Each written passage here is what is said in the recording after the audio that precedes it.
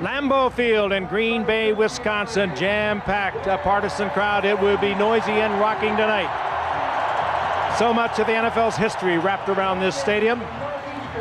And tonight, the San Francisco 49ers come to town for Monday Night Football.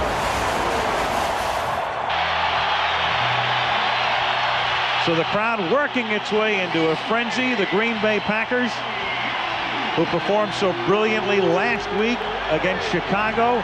The last time we saw them on a Monday night, they blew away the Philadelphia Eagles week 2, and we are ready for action from Lambeau Field with Craig Hentrick to kick it off for Green Bay. And Terrell Owens back deep to receive, along with Dexter Carter for San Francisco.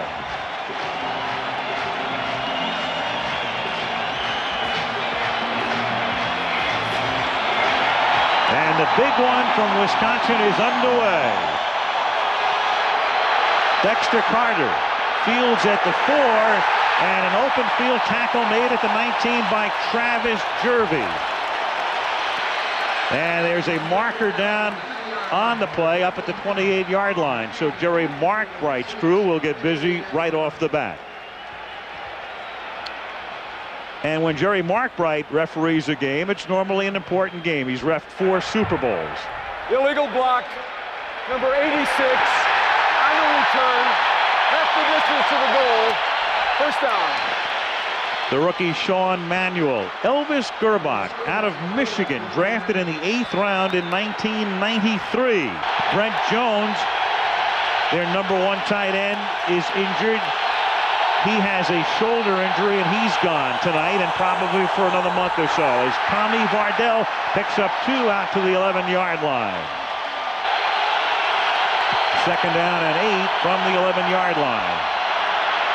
Gerbach looking one way, then the other, and dumps it off for Vardell. And Vardell picks up the first down all the way out to the 33-yard line, caught there by Mike Pryor and applauded by Steve Young after a 22-yard pickup. What an addition Vardell has been for the 49ers. Came as a unrestricted free agent from Baltimore and has really added a lot to this offense. He's a good receiver out of the backfield. He's a good runner. He's a very heady player. They wanted him when he came out of Stanford 5 years ago and lost him to Cleveland in the draft. But this is what he can do for you. He's a very heads-up player. Good in this offense. He is their second leading receiver, second to Rice. That was his 20th grab of the year. Short drop, high throw, and only Rice can make a play like that. Plucks it down with one hand, takes it out to the 45. First down, tackled by Newsom, 12-yard gain. Mike Holmgren started off yesterday saying we cannot allow Jerry Rice to get off the line of scrimmage. He is jammed immediately in the line by Craig Newsom. He fights through it, loses the football, and still has the ability to get back and control it. It seems that no matter what you try to do to stop Jerry Rice, it just doesn't work. Thought we'd seen everything from Rice. From the 45-yard line, this is Kirby going nowhere. Penetrates or tries to penetrate the middle of the line and runs right into Brian Williams, the linebacker. We talked about Brent Jones, injured his shoulder in practice a couple of weeks ago. They'll take a look at him next week. He hopes to be able to practice in a couple of weeks and be back in a month. There's a handoff to Kirby. He works well out of the backfield. Of course, he came over from Miami in a trade this year. Had a big day against the Rams a week ago. Over 130 yards of total offense, and he starts tonight. Second and 10. Here's Kirby looking for room, picking and threading his way up to the 50-yard line. And with Kirby getting the start tonight, I mentioned at the top a sea change. In effect, the 49ers not saying so, but Derek Lavelle had done the job last year, had performed okay, had been doing a pretty good job this year, but clearly Seifert and the staff wants Kirby to be the guy from now on. And there is Derek Lavelle. And what they also are hoping to get is more production from their offensive line. When they lost to the Green Bay Packers in the playoffs last year, they got roughed up front. This is a real test for the 49er offensive line. 3rd and 5 against only a 3-man rush, so they drop 8 into coverage, and it's whistle dead. No play here as Butler is able to make the tackle. Tommy Vardell took it at the 50, and at the 49-yard line, they are going to say an interception. There's a question. Markbright now will discuss it.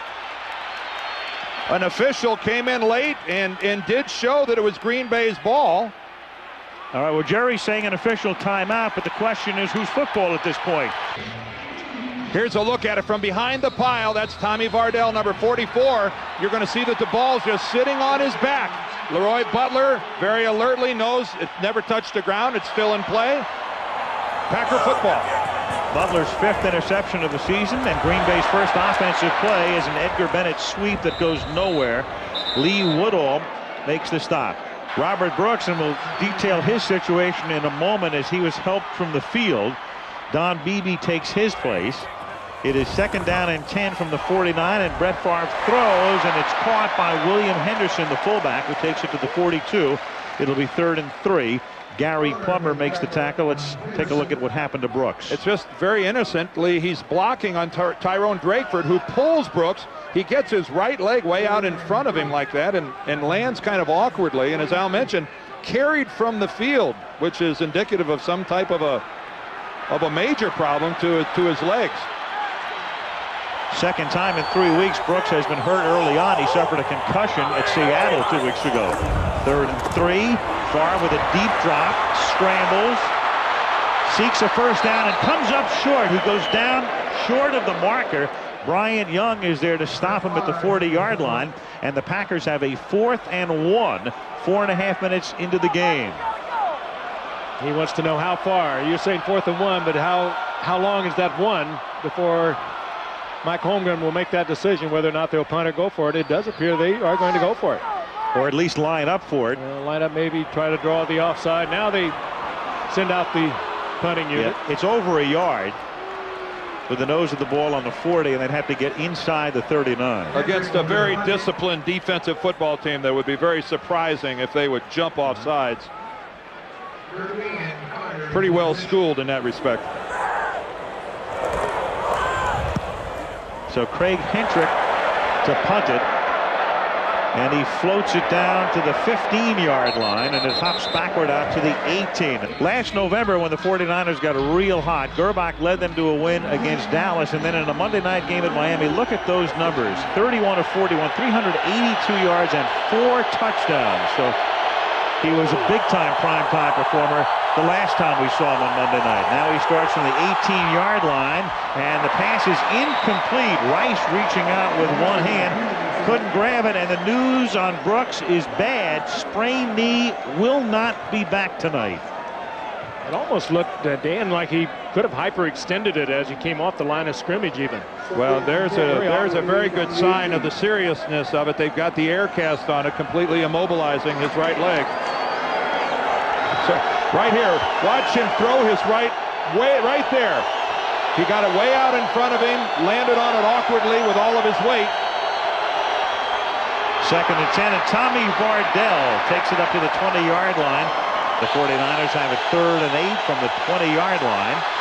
And Gerbach hangs in the pocket, then throws, and it is picked off at the 44-yard line and then ruled incomplete. Eugene Robinson, who has more interceptions than any other active player at 44, couldn't hang on for Fritz Shermer's defensive unit. Just barely misses career pick number 45, and the Niners to punt. Gerbach now has missed on 2 receivers that have been very open.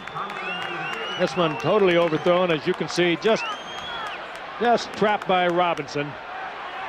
Green Bay almost coming up with their 20th interception of the season. That's just remarkable. You know something's not right when the receiver's not even in the picture. Tommy Thompson to punt it. Desmond Howard over to get it at the 39-yard line, and is downed at that spot.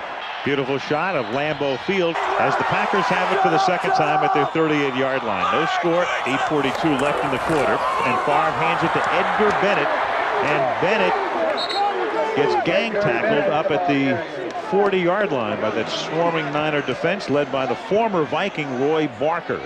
And number 97, Bryant Young, who is emerging and may be playing as well as any defensive tackle in the league right now. Well, a wonderful matchup to watch tonight are these 2 gifted defensive tackles of the 49ers. Bryant Young, 97, Dana Stumblefield right next to him, number 94, as they work against Aaron Taylor, Frank Winters, and Adam Timmerman, the 2 guards in the center for the Packers.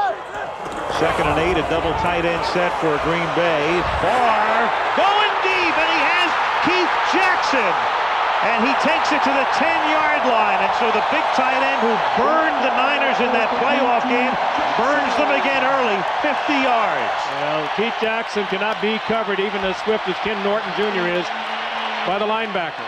And it was a good read by Favre. Start first for Green Bay by giving Favre a lot of protection. They give him all the time he needs to pick out Jackson. Norton tries to run with him, forget it. Jackson is a big man, but he is very swift. Good read by Favre. Great execution. Green Bay's, San Francisco rather, their defensive philosophy has always been to take the outside guys away.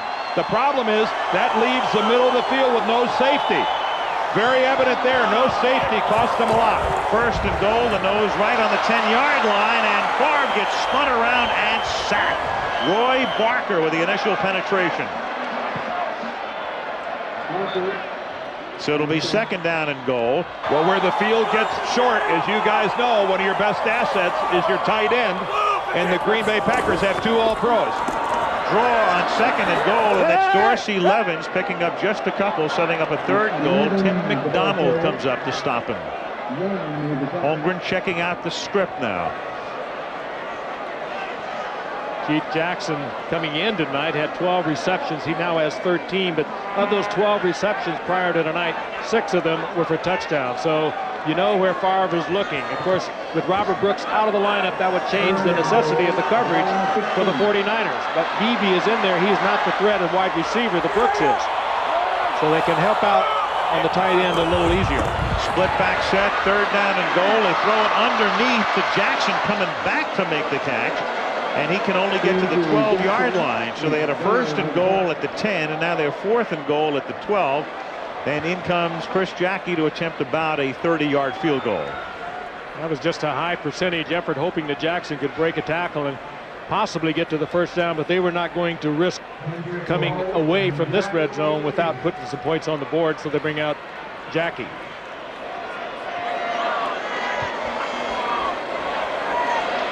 "30-yarder, Craig Hentrick to hold it. And Chris Jackie to bang it through. Lambeau Field in Green Bay. We hadn't been here for 10 years for Monday night game. Came in week 2. Big night for the Packers as they rip the Eagles.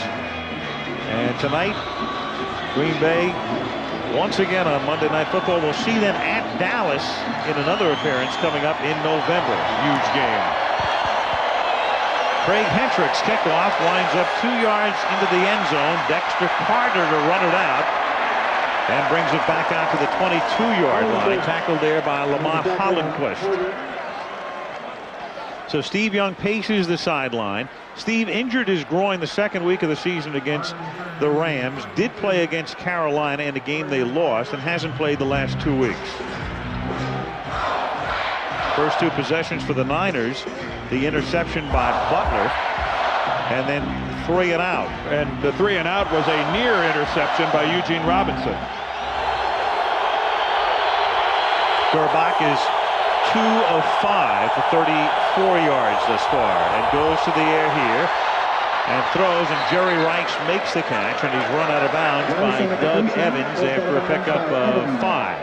Interesting philosophy tonight on the Green Bay defense. Last January, when they beat the 49ers 27-17, they forced 4 turnovers. They had 3 sacks of Steve Young. They scored on a fumbled reception in the 1st quarter. Just totally disrupted their offense. Tonight, they're doing not any kind of blitzing whatsoever to speak of. They're stunning linemen, defensive linemen, Dan, but it's a pretty straightforward defense by the Packers tonight.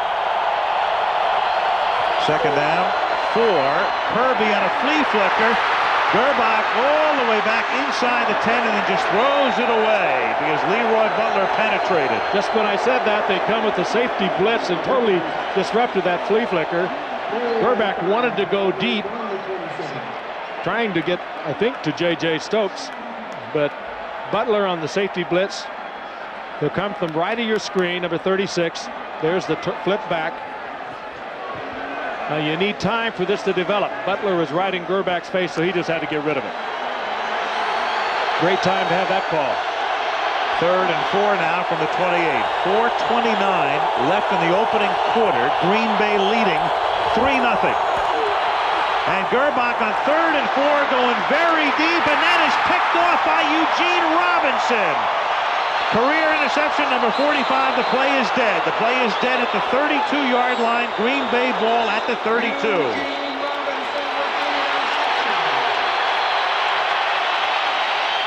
And the trade for Eugene Robinson from Seattle has really paid off for the Pack this year. He is the quarterback back there. And what a superb leaping interception this was. Just too much air under this ball from Elvis Gerbach. It gives too much time for Robinson. It's far too much to the inside of the field. And J.J. Stokes, number 83, gets a hand right there on the ankle of Robinson, and that makes it a dead play at that stop. But Elvis Gerbach has been all over this field with the football. Unfortunately for the 49ers, not where he should be. Now Edgar Bennett picks up about 3 with 4:16 to go in the opening quarter. The Niners, as you look at J.J. Stokes, had given the ball up only 3 times in 20 quarters this season, and now they've coughed it up twice, both on picks in the first quarter, and Green Bay now has 20 interceptions this season. Yeah, that is truly remarkable. They've had those at least 1 interception in the first quarter of every game coming into tonight, and now they have 2.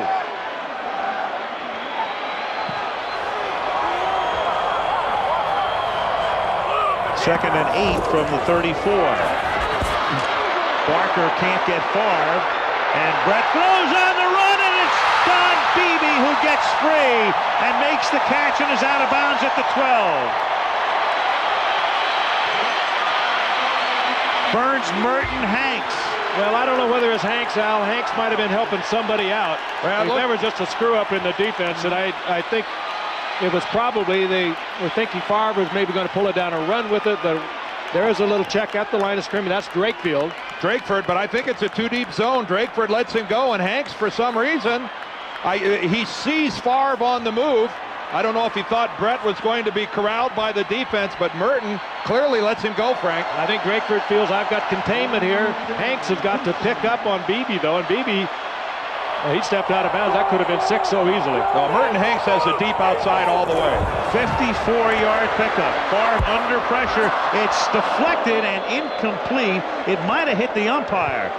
And umpires have been in the line of fire all weekend. The umpire is Chad Brown, no relation to the Pittsburgh linebacker. Yeah, Brown in the middle of the action. He had a monster game last week, didn't he? Yeah. I think you're right. I think it did hit umpire Brown. Watch him right there on the left part of your screen, right on the edge. Well, this offense, as a lot of the West Coast offense in general, calls for a lot of crossing underneath. More and more of that umpire is getting into a very fragile area. They do a lot of underneath crossing, and they throw a lot of passes over the middle now. Second and 10 from the 12. Good protection up front. Gun toward the end zone and broken up by McDonald. Don Beebe, the intended recipient. 3rd and 10. This baby had some smoke on it. It had more than Tim McDonald could handle. Great look at it coming right at you, and McDonald had to make a high leap to his outside, just couldn't get it under control. Again, a 3rd and long situation. Can the 49ers hold one more time and force the Packers into a field goal? 3rd and 10, Green Bay up 3-0 late in the first quarter. Niners jump where they induced. Flag down. Chris Dolman came across.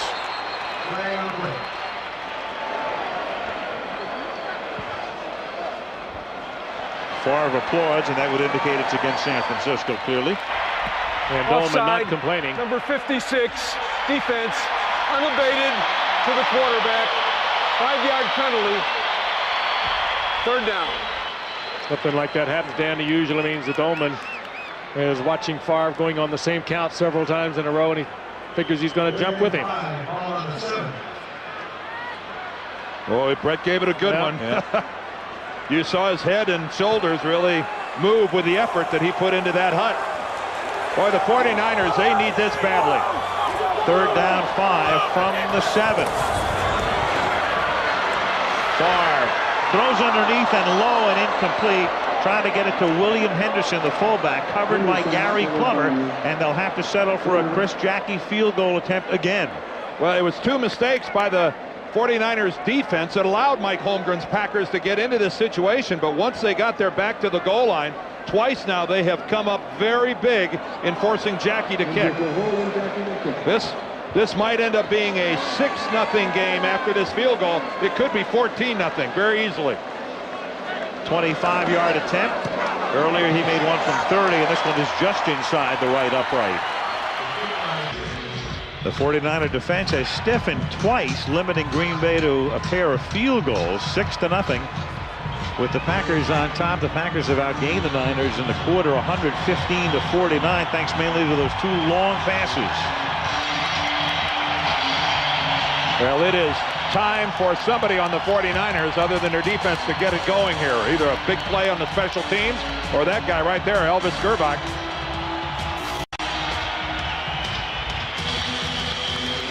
Well, if you know Steve Young, you know how desperately he wants to be in this game. He is such a competitor. This is killing him. Craig Hentrick to kick it off. Comes down into the arms of Dexter Carter, who takes it from the 6. Back up to the 25-yard line, and the flag comes in at the end. Lamont Hollandquist in on the tackle. We're going to see a lot of confrontations tonight, in the sense that the 49ers feel that the reason that they lost is that they were roughed up by the Packers in that playoff loss, that they lost the battle of being physical. Illegal block in the back, number 99 on the return, 10-yard penalty, first down.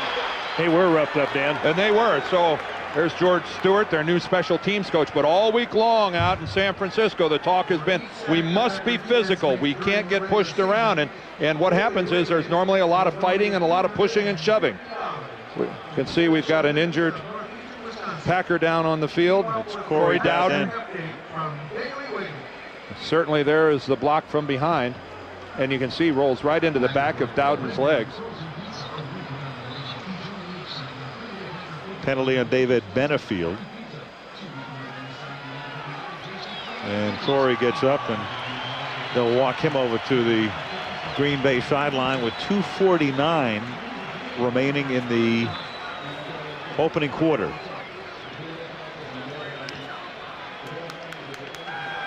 Elvis Gerbach leading the 49er offense, their 4th possession. George Seifert with a little bit of gamesmanship, not announcing officially his starting quarterback until about 15 minutes before the game. But in talking to all of the people around the 49ers, it was pretty clear for a few days that Gerbach was going to be the guy tonight. Could it be that he was doing that for Mike Holmgren? Probably. Let him think about who's going to start, a right-hander or left-hander. From the 15-yard line, this is Kirby. And when we asked Holmgren last night, here we go again. There we go again. That's George Kuntz, number 53, the Packer middle linebacker. He's involved in a scrape. But it's inevitable. Anytime a team talks about being physical, the other team reads about that's what they're going to try to do, and it's a case where the gauntlet's been thrown. Well, Kuntz is a physical player, period. A very emotional player, and a very unlikely starter this year for Green Bay at the middle linebacking spot. Well, George, by Atlanta a few years ago, and really an overachiever and has become very successful. 2nd and 9, and Vardell can't get started. It'll be 3rd down and 10 as Jesse Sapolo got rammed back into Tommy Vardell. We started to mention last night, talking to Holmgren, asking Mike how he prepared for this game. He said they basically prepared for Young. And I think he predicated that more on Steve and how much Steve wanted to play, as opposed to believing anything he heard or had read about Young's condition. Well, being left-handed and having the movement that he has, you have to prepare for Steve Young. Elvis Gerbach, a more conventional quarterback. Not a great movement guy. He's going to be in the pocket. 3rd down and 10. Gerbach stepping up, floats one, and that's tipped and incomplete up at the 32-yard line. J.J. Stokes, the intended receiver, hit by Eugene Robinson as the ball arrived. 4th down. And Gerbach just did get that off. There is some heavy-duty hitting going on there at the line of scrimmage. You touched on it, Dan. Their tempers are right on the boiling point. Well, as we found out a couple weeks ago, as did the Philadelphia Eagles, a game can get away from you in a hurry here at Lambeau Field. And right now the 49ers are real close to having a big problem. Tommy Thompson to punt. The Heisman winner from '91, Desmond Howard, calls for a fair catch after a 36-yard boot to the 49-yard line. Now we've got another flag, guys. George Seifert's all the way out on the field trying to pull his guys out of there. A flag came in late on that little play. There it is over on the sideline. Little gamesmanship, I think, going on between Seifert and Mike Holmgren, who used to coach for him.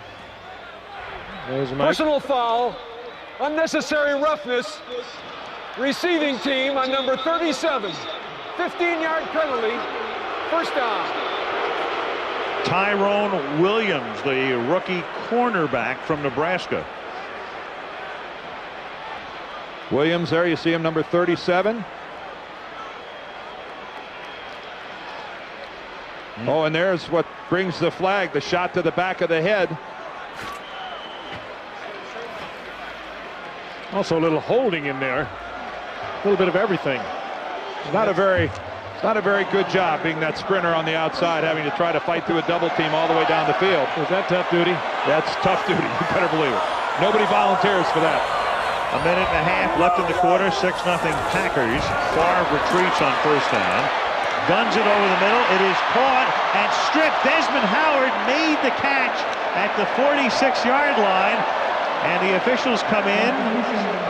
And it's Howard who recovers himself. So the man who won the Heisman in 1991, and he won the Heisman, ironically, on the receiving end of Elvis Gerbach's passage as Michigan makes the catch here. And what a catch it was, too. And this ball is on the ground for a long time by NFL standards. It's exposed for a couple seconds there before Howard's able to get it back. Good look at how a crowd is attracted by that football. First and 10 at the 47-yard line. And this is Dorsey Levens to the 49-yard line in the waning seconds of the quarter. The Hall of Fame coach Bill Walsh, now the administrative assistant to the 49er coaching staff, and upstairs in between team president Carmen Policy and Dwight Clark. As they look on, we start the second quarter, 2nd and 8, Green Bay from the 49-yard line, and Brett Favre going deep and incomplete. Good coverage that time. Crowd wants a flag. Drakeford was covering Antonio Freeman. 3rd down and 8.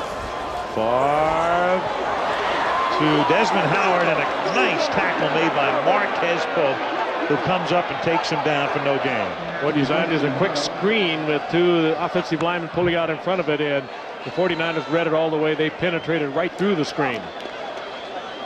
So they stopped Favre after Brett had thrown for 124 yards in the first quarter, the most yardage by any quarterback in the first quarter of the season, apart from Steve Berline, who threw for 141 for Carolina against the 49ers in San Francisco's only loss.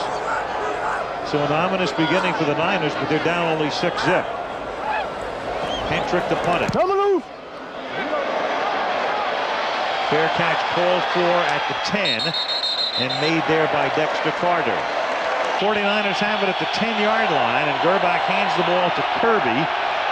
Not much over the left side. He picks up a couple, and markers are down again. Well, through combinations of penalties on the kicking game and that time a good punt by Green Bay, every time San Francisco starts a series, they're looking at a whole lot of real estate. I'm not sure they can even see the Packer end zone from where they've been getting this thing started. Look at that. Their average starting field position, their own 15-yard line. When you have to go 85 yards to score touchdowns, you're in trouble. Personal foul, illegal crackback, 15-yard penalty, half the distance to the goal. Number 83 on the foul. 83, half the distance to the goal. J.J. Stokes. There's a movie out a long time ago called Less Than Zero. That's about what we're seeing from the 49er offense to this point. There's Stokes. Oh, wow. Right into the back of the legs of Eugene Robinson. They will not even let you make that contact for obvious reasons. No. That could be a really deal of severe injury. As you well know, Frank, that used to be one of the most lethal blocks in football. A lot of guys' careers came to an end because of that crackback. 1st and 14 from the 6. And Elvis throws, and that's incomplete. Intended for Jerry Rice. Double covered on the play. Butler going over to help out along with the corner. Well, Green Bay doing exactly what they said they were going to do, and that is try to jar Jerry Rice at the line of scrimmage. Never let him off the line of scrimmage without a bump, without changing his direction. But even though he's double covered, I think the guy's open. I mean, Jerry is open there. If it's a decent pass, it slides right in. It's a good move. He gets past Newsome. And right there, if the ball drops in, the safety doesn't come over till later. There's about a 5-yard window there where that would have been a completion. 2nd and 14. Gerbach is 3 of 10 with 2 interceptions. And the running game goes, well, next to nowhere. As at least Kirby turned what appeared to be no gain at the outset into about a 3-yard pickup. Simmons makes the stop, but it's 3rd and long now. When you touched on something earlier, Al, these linebackers are not marquee names, but Wayne Simmons, George Kuntz, and Brian Williams have really made this defense and turned it into a solid, strong defense. They're very swift. They're good athletes. They're all over the football field. There's 64-year-old Fritz Shermer, their defensive coordinator. 3rd down and 10. Niners trying to convert on 3rd down for the first time tonight, and won't. Kirby makes the catch. Butler tackles him immediately, and the Niners to punt again. So 5 futile offensive series in effect for the 49ers. Fritz Shermer has given the 49ers fits over the years, and for many years when he was a Rams defensive coordinator. Fritz Shermer, I think, has given everyone fits for as long as he's been a coordinator in this league. One of the best for many, many years. Tommy here from the Cardinals. Tommy Thompson's 3rd punt of the night forthcoming. Desmond Howard back to receive it.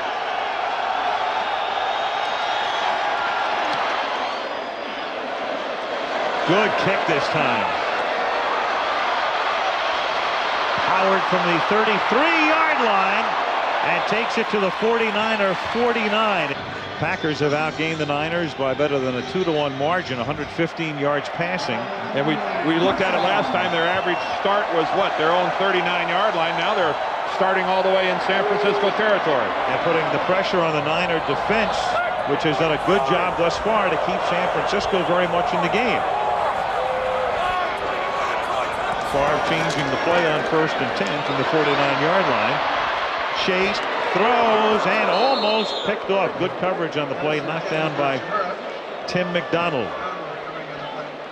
Well, the 49ers now, 5 offensive series, and clearly George Seifert wants to get through this game without playing Steve Young, but it might reach the point where he has to think about playing him. You know, it all depends on how. This is where we'll find out how seriously he is hurt. Because you're right, Gerbach to this point has been absolutely ineffective. If Steve Young doesn't play at all in this ball game, I think he's hurt worse than we were led to believe. I don't know whether he's warming up or not, but at least he's holding a football. It's chilly here, around 40 degrees. 2nd and 10. Favre throws, catch made. Don Beebe on a slant to the 40-yard line. Now George Seifert did tell us in a meeting last night that just because Elvis starts doesn't mean that Steve won't play. If Elvis in the offense keeps going like this, I think we'll find out if that was true or not. Good little move by Beebe to the outside. He still has it. He came from Carolina, where he went from Buffalo as a free agent a year ago, but we know he has the speed. He returned a kickoff for a touchdown a week ago and still has that blazing speed that sort of characterized him with the Buffalo Bills when he was always often their fastest receiver. Chadron State.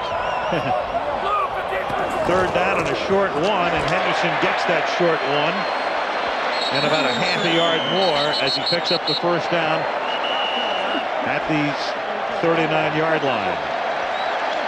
Well, Steve Young seems to feel that he could play. It's just a question of whether or not I think George Seifert with Cincinnati coming up and Houston and New Orleans before they finally play Dallas? Is he willing, to maybe even sacrifice this game? I think you touched on it, Al, when you said at the beginning the Super Bowl can't be won tonight. Right. As big a game as this is, you'd like to have him ready in December and January. It's 3.5 months away. My feeling is if this was a game in December, early December, then yes, you'd think about Steve at this point. From the 39-yard line, short pass, 2-yard gain.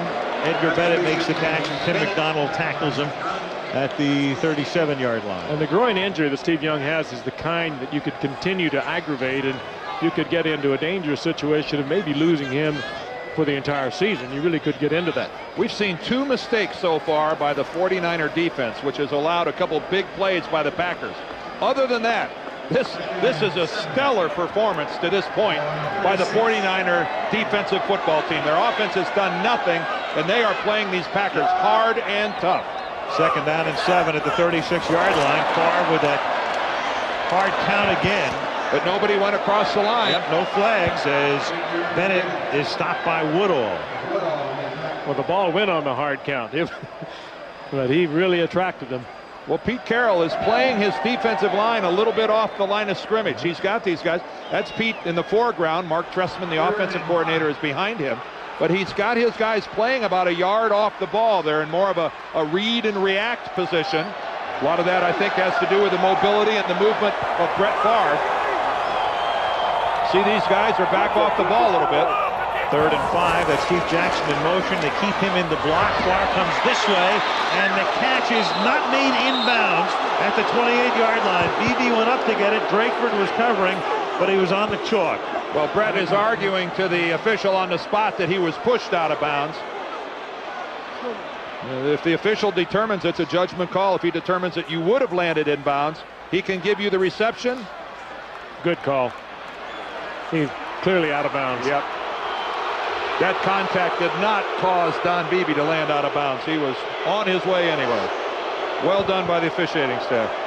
So on 4th and 5 now, the Packers will at least line up to go for it and pass up the opportunity for a 52-yard field goal attempt. And he does have that hard count. He's got Henderson in the slot, and they are going for it on 4th and 5. And Favre gets spun around again and again, and then wobbles one incomplete, and the Niners will take over, and Carroll's group has held again. Lambeau Field in Green Bay. Al Michaels with Frank Ifford, Dan Dierdorf, and Lynn Swan. Week 7, Monday Night Football in Wisconsin for the 2nd time this year, with the Packers lead 6-0. 9:06 to play in the first half. And this is the best starting field position that the 49ers have had all night. They're on 35-yard line, and Gerbach off the play fake throws, and wide open is the tight end Ted Popson for a 17-yard gain and a first down in Green Bay territory. Tackled there by George Kuntz.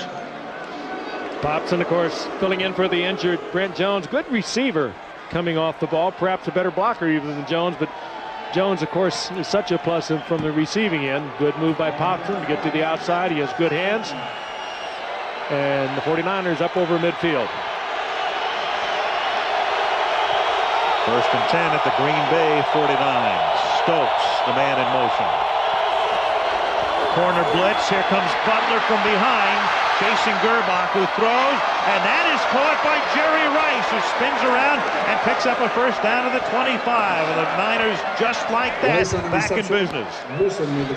Another fine catch by Jerry Rice over the middle, and who better to come over the middle than the champion of receptions on Monday night over the years. We've been watching him for 12 years. He has every receiving record we have in the package, and he makes a fine catch here. Good move by Gerbach, who is not noted as the athletic type. Dan. No, he's not. And you know one thing about Jerry Rice, he plays pretty well on Sundays too. We just have to see him on Mondays. 1st and 10 at the 25-yard line. Fake to Kirby. That buys time. And of all things, stop the presses. Right in his hands, Jerry Rice. Had a lot on it, but even the very best will maybe take their eyes off it just a fraction of a second, thinking run before catch.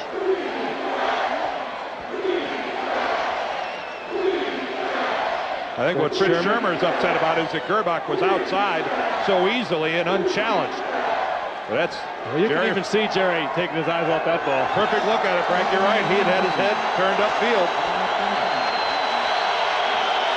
2nd and 10 to the 25. 6-0 Green Bay halfway through the second quarter. Big time pressure. Butler coming again along with Reggie White.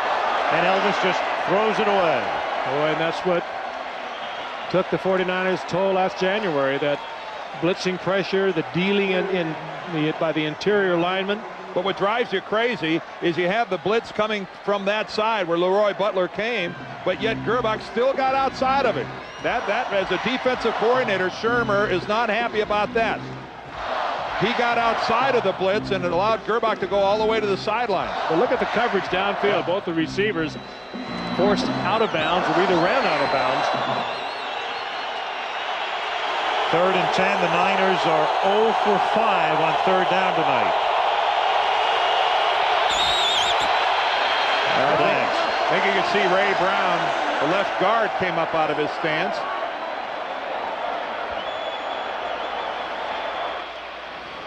I don't think there's any question that he started early. Start, number 65, offense. 5-yard penalty, 3rd down. Well, attribute that penalty to the Cheeseheads. It's a little noisy down on the floor of this stadium.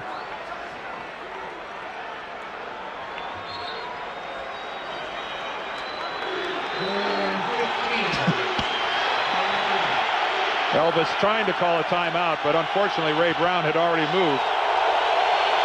3rd down, 15. Elvis throws off his back foot. Great coverage on Jerry Rice. Back there with him was Newsom and Pryor, and it's 4th down, and the Niners would be looking at about a 48-yard field goal attempt. But the wind really picking up now. Swirling. Newsom, their #1 pick last year, was all over Jerry Rice. That's a case where Gerbach made his decision to throw there. And a bad one, too. Regardless of the coverage. Hey, the offensive coordinator, Mark Trestman's got to be looking down the field. So that was a bad decision on the part of Gerbach.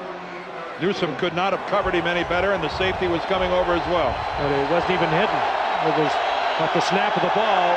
It was double coverage. 48 yards off the foot of Jeff Wilkins into a swirling wind, and it is good. Well, there's Beavis, and I don't know who the other one is. There's Al on steroids.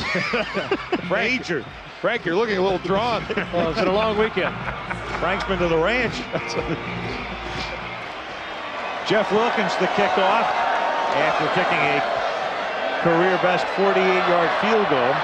Dorsey Levens to run back the kick and back out to the 24-yard line with 7:06 remaining in the opening half. Bob McKittrick, the line coach, going over things with the 49er offense, and Brett Favre now leading his offense back out onto the field. They've been given very good field position tonight on several occasions, but the Niner defense has been very tough, and it's only 6-3. And the highest scoring team in the league by far. They came into this game 42 points ahead of the second place team, which is Minnesota, who's played one more game than the Packers. They've had their chances, Dan. Yep.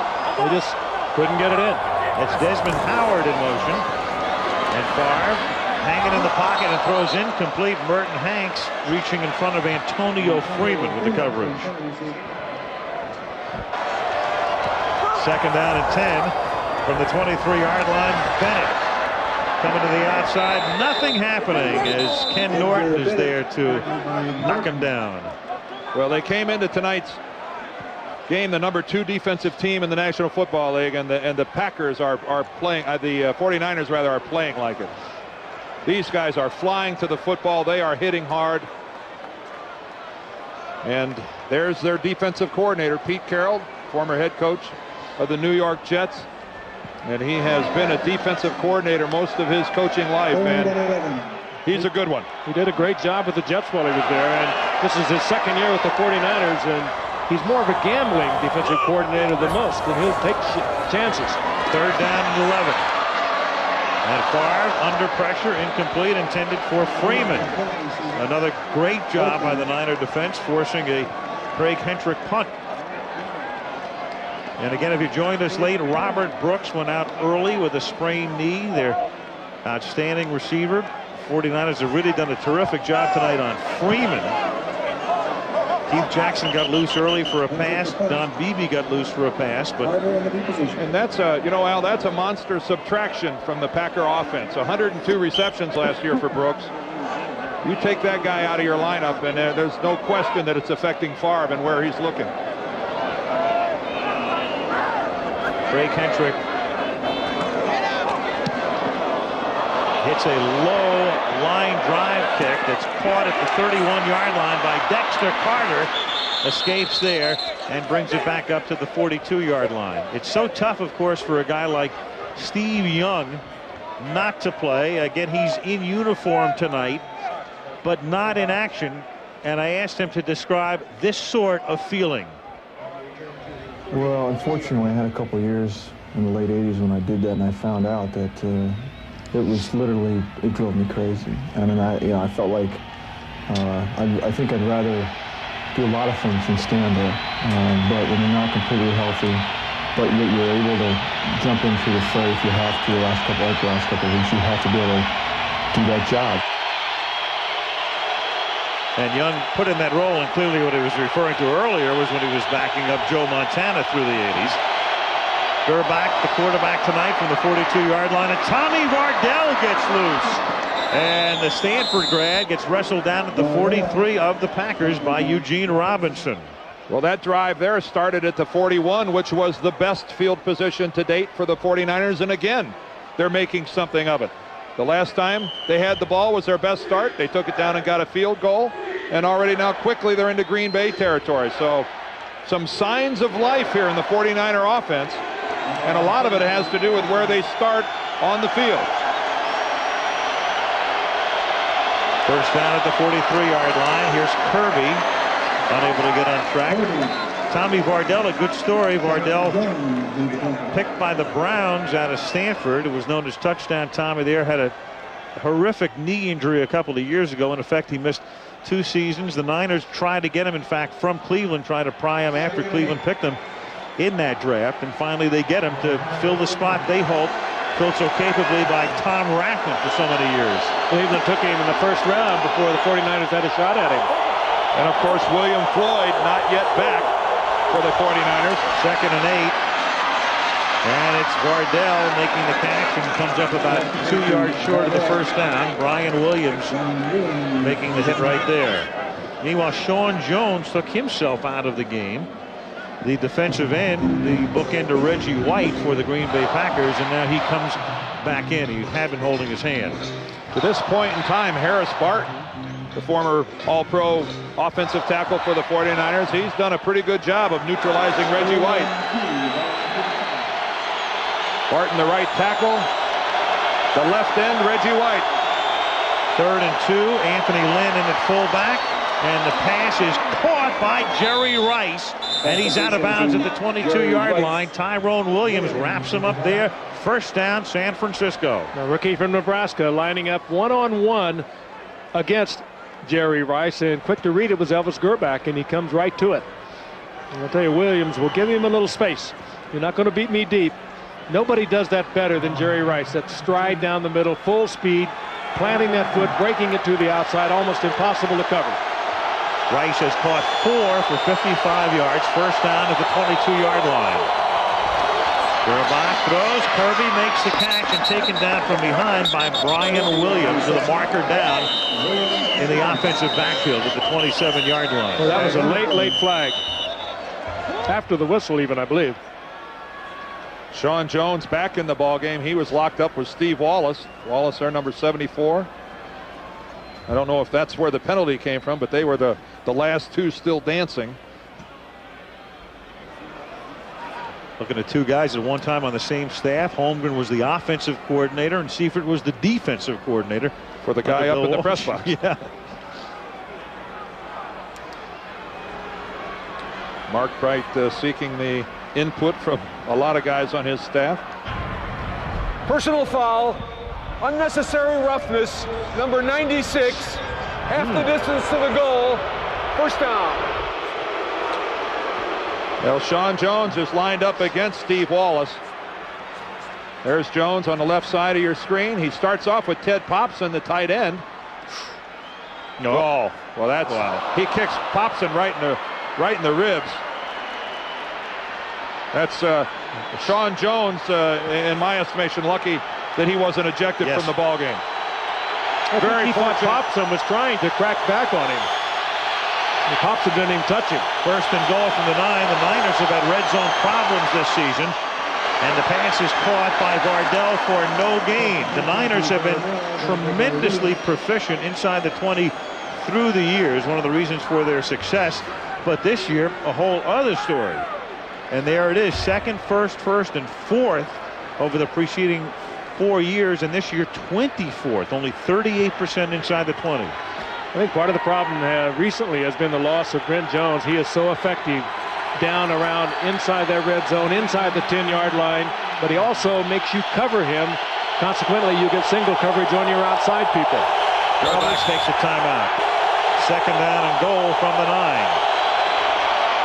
Vardell escapes a tackle in the backfield and then gets down to about the 6.5-yard line, where Gilbert Brown stops him along with Doug Evans. So a big third and goal for the 49ers. They'll spot the ball just inside the 7. But Shermer, the defensive coordinator, playing chess with his counterpart on the other side, Mark Trestman. Right behind Fritz Shermer there on the upper right, that's Larry Brooks, their defensive line coach. He can play. All-pro defensive tackle, many years with the Rams. And third and goal.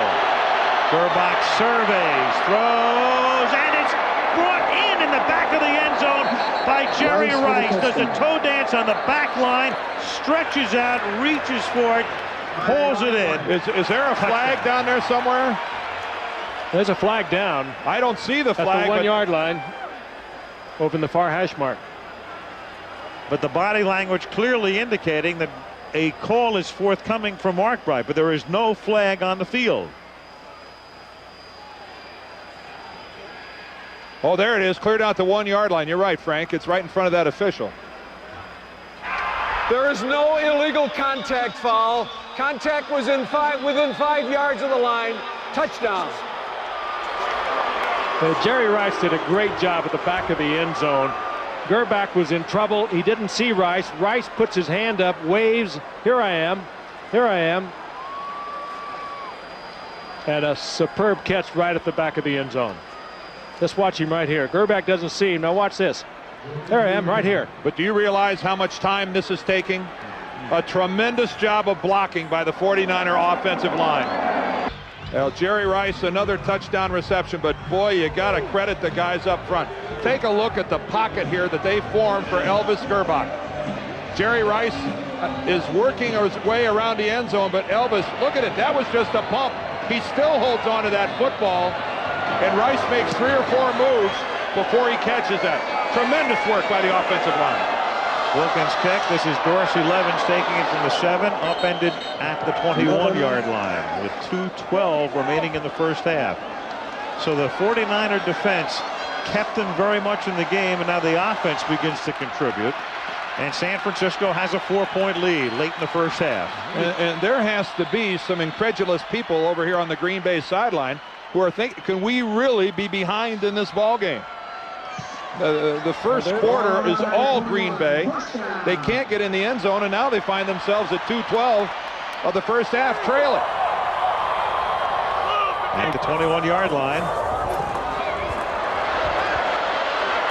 Favre to Beebe, who makes the catch close to a first down up at the 31-yard line. Tackled there by Woodall, and that takes us to the 2-minute warning.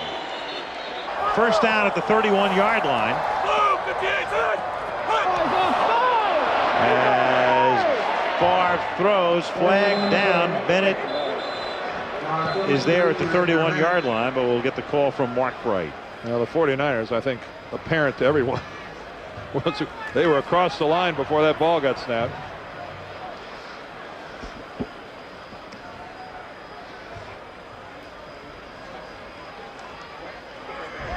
Offside, number 46, defense, 5-yard penalty, first down. Unfortunately for Tim McDonald, on that particular play, Brett Favre decided to go to a long count. Thought he had it timed out, but he got caught one beat late. The 49er offense, the Green Bay offense really struggling. They have not had to play a close game other than the one they lost to Minnesota. They have totally dominated. They've been able to move at will, and they are really struggling here in the first half. On the right, Sherman Lewis, the offensive coordinator. From the 36-yard line, Favre with a pirouette. Comes back, incomplete. Falling down was Mark Chmura. Well, he fell down because he was trying to stop on a severely underthrown ball by Brett Favre. Chmura was wide open. Well, even with Favre's strong arms, he was not going to throw that back across the field about 35 yards. Mark Chmura, Dan touched on it, a Pro Bowl tight end from a year ago. They have a pair of them. In the NFC, where Jay Novacek is hurt and not playing for Dallas, Brent Jones hurt, not playing for the 49ers, a wealth of tight ends in Green Bay. On second down, the catch is made by Antonio Freeman, reaches out and moves the sticks. That's a first down up at the 45-yard line, tackled by Drakeford. And Green Bay will now spend a timeout. They have 2 remaining. After a timeout, first down from the 45-yard line as Favre under pressure has it deflected, and it is intercepted by Dana Stubblefield. What a tip and the pick and a nice run back. Dana Stubblefield forced out of bounds at the 28-yard line. Well, that shatters a lot of myths about what you think about a defensive lineman and his hands. And a 6'2", 290-pounder looked like a halfback after he caught the ball. That's good work. That's Darrell Green would be proud of hands like that on an interception. He had one last year and ran it back for 12 yards, and so the second career pick now for Dana Stubblefield in his 4th season. Bats it with his left hand up into the air, stays with it, and then look at this. Away he goes. From the 28-yard line, Tommy Vardell takes it to the 24-yard line. Meanwhile, the second quarter has been a dominant one for the 49ers this season. The Niners have outscored their opponents in the second quarter of the season 69-7. Oh, they have turned this game around. The momentum totally changed. 2nd and 6 underneath. It's Vardell making the catch. He's wrapped up at the 18-yard line, and that's close to a first down. San Francisco has 2 timeouts remaining. He's a little short of the first, and the Niners will take a timeout with a 3rd and short 1 coming up. They wasted about 7 or 8 seconds there in attempting to form up at the line of scrimmage before Elvis took the timeout. And they're down to 1 timeout.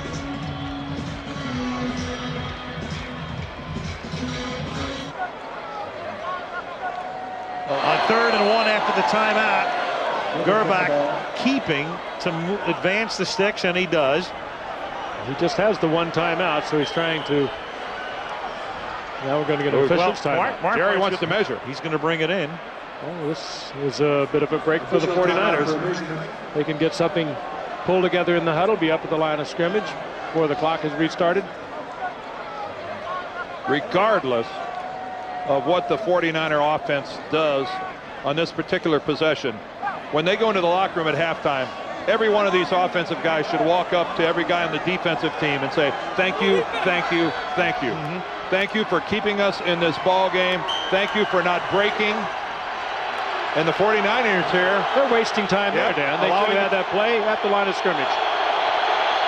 1st and 10 at the 18-yard line with Kirby in motion.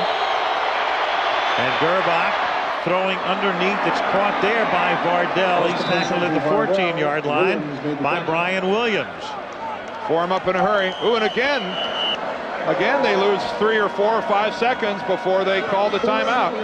This has not been stellar clock management by the 49ers. So they're out of timeouts now, as the 49ers, after a sputtering and stuttering beginning, have dominated the second quarter, 116 yards to 31.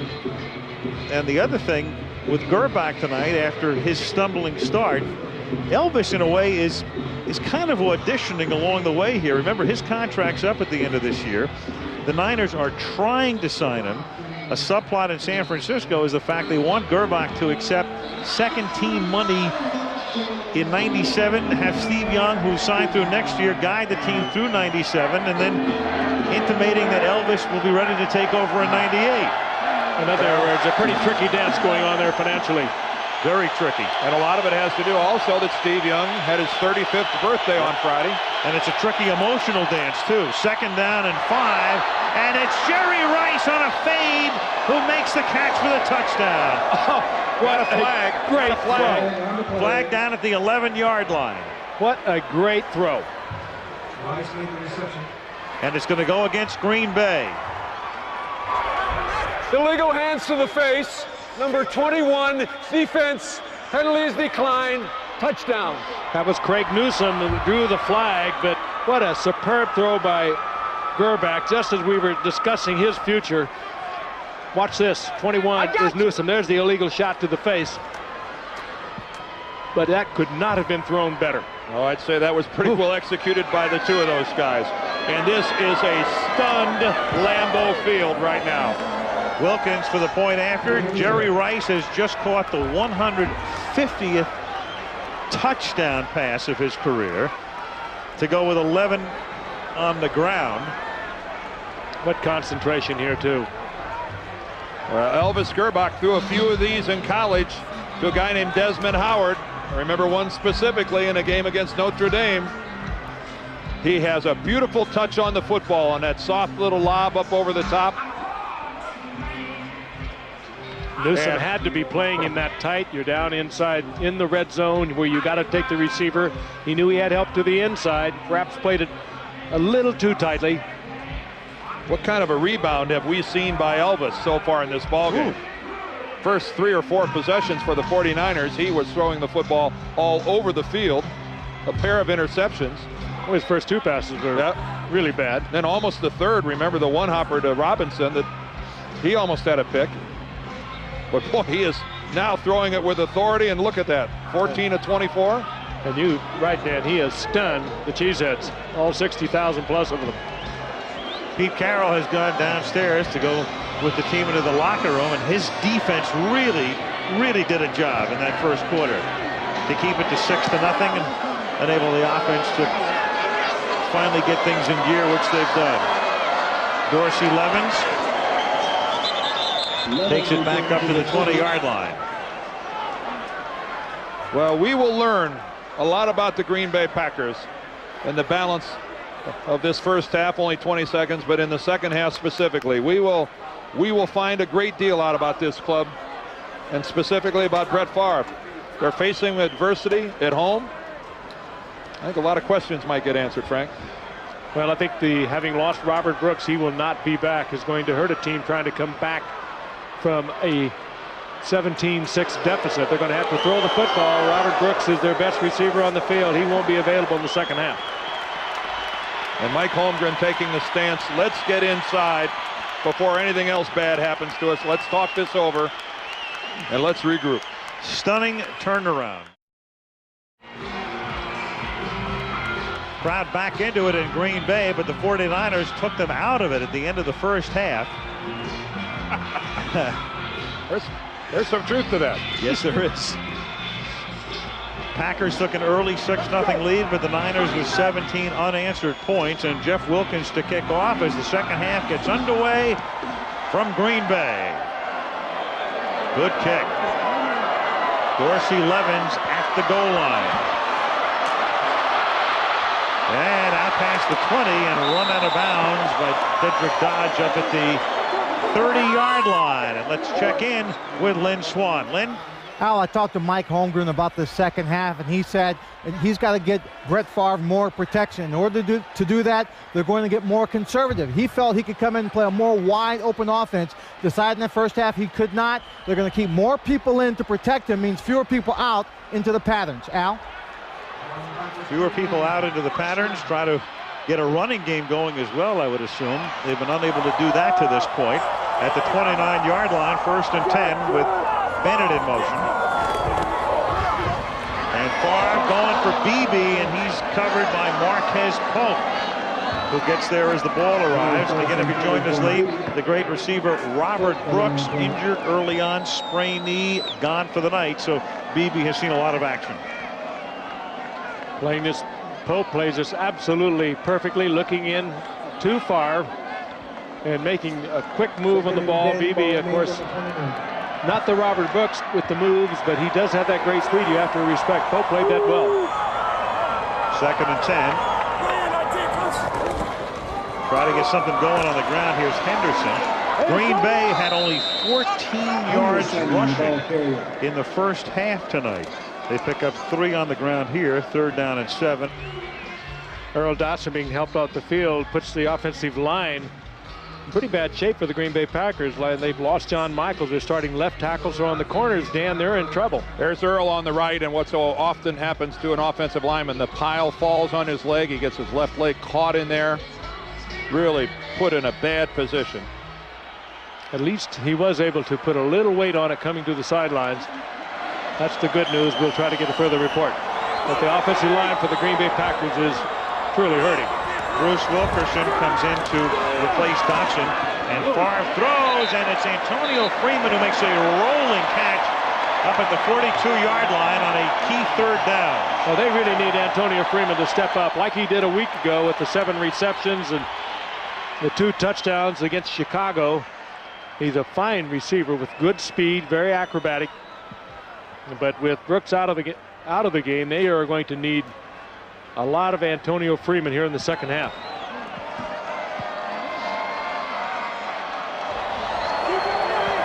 First and 10 at the 41-yard line. Early 3rd quarter, 49ers lead by 11. They're trying to set up a screen. Dolman chasing Favre, and Brett turns it into a nice little game before stepping out of bounds near midfield. Speaking of good athletes, and the run away from Dolman is quite a feat. 7-yard run by Favre to make it 2nd down and 3. And then Freeman can't maintain possession of it. Incomplete, covered by Drakeford right in front of Seifert. Well, that's one I'm sure Freeman feels he should have had. And that was for 1st down yardage. Take a look again. Going against Drakeford, breaks to the outside. Ball is right there. You got to handle that. He's better with the acrobatic catches. He had a couple of super receptions against the Bears a week ago. Blows an easy one. 3rd and 3 from the 48-yard line, and the Niners jump. It was Dolman again. He'll get the momentary sack, but the chances are it's going to be a 1st down instead. I don't think that sack is going to hold up, Ral. You're right. I didn't see any movement on the Packer offensive line. Offside, number 56, defense. 5-yard penalty, 1st down. The only movement is in the head and the upper shoulders of Brett Favre with an extremely hard count. Not the first time tonight that he's had the 49ers jumping off sides. Watch Favre. Look at the force right there. You can see that he puts into that snap, and it got Dolman. And again, another big 1st down for the Packers. From the 47-yard line, Favre throws, and that's incomplete. Keith Jackson got a hand on it, and that's all. Keith, a 50-yard reception in the 1st quarter tonight. Well, corner blitz. Corner blitz by the Niners, Dan, you're right. And that one should have been complete. It was read by Jackson and also by Favre.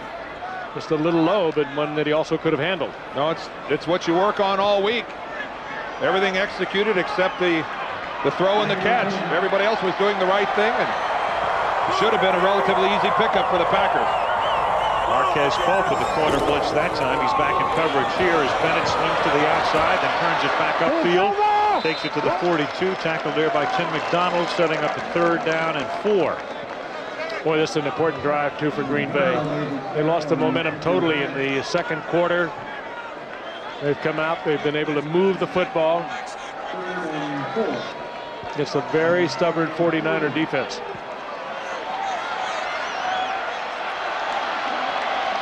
12:20 left, third quarter, 17-6, 49ers. 3rd and 4 from the 41-yard line. Favre under pressure gets buried by Lee Woodall. Timely blitz by the 49ers. Well, they overload the right side, Favre's right side, just more people coming than Green Bay has blockers. Favre has to see that. And Woodall coming from his right side, and Favre looks dazed as he comes off the field. He takes one right in the popper from Woodall. Woodall unblocked, Plummer coming as well.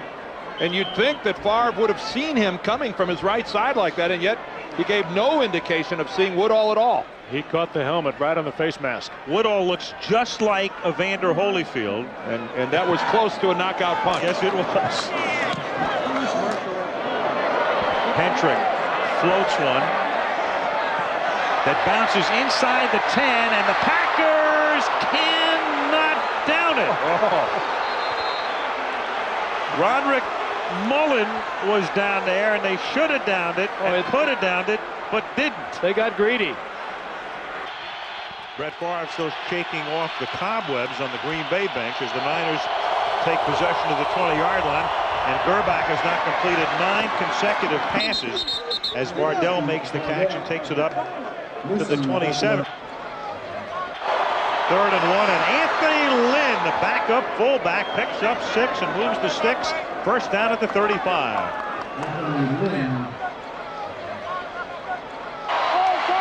On 2nd down and 7, Terry Kirby up to the 42-yard line, tackled by Mike Pryor. 197 games, I think, that he's played overall, which is truly remarkable, those regular season games. 34 years old yesterday. Think he'll be elected to the Hall of Fame? Before he retires. If ever, They might lift the 5-year waiting period. if ever it could happen, he would do it. 3rd down and 3 at the 42.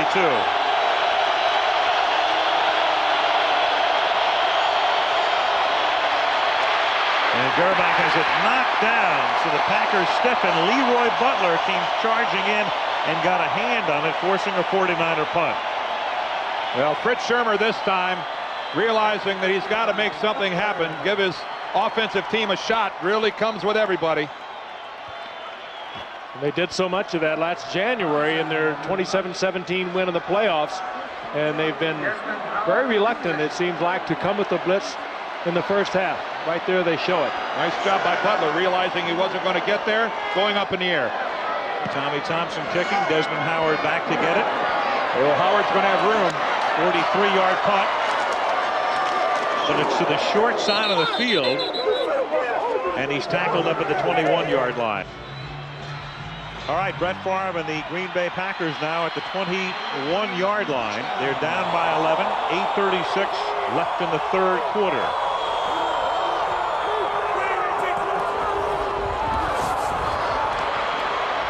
Favre throws, and it's Freeman making the catch in front of Marquez Pulpin, pulling it inbounds at the 35-yard line for a first down. That time, the Green Bay offensive line, which has been hurt, they were Nick coming into tonight. They're very young, Dan, but they know they better protect their quarterback. He gets hit again, he'll be out of there. Well, he took the big shot from Woodall, and I think that we realized after that throw the cobwebs are gone. Look at that dart by Brett Favre to Antonio Freeman. That's what separates the boys from the men, a throw like that. Brett's a man when it comes to tossing a football. From the 35-yard line, here is Edgar Bennett with some room up the middle, up to the 41-yard line. McDonald and Plummer make the tackle. Well, the crowd's starting to come to life a little bit here. Still trailing 17-6. And Jimmy Mack, 15-year pro from BYU, he's next in line if for some reason Favre can't go.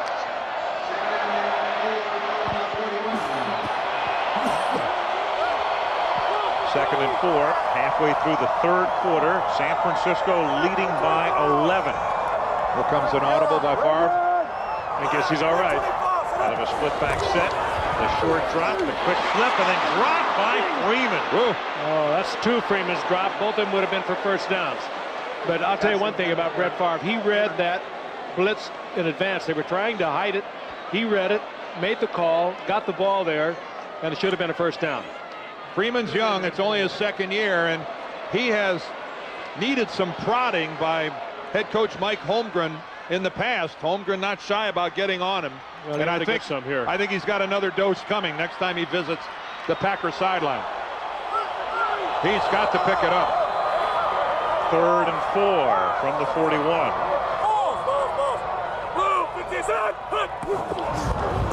Blitz again. Here they come.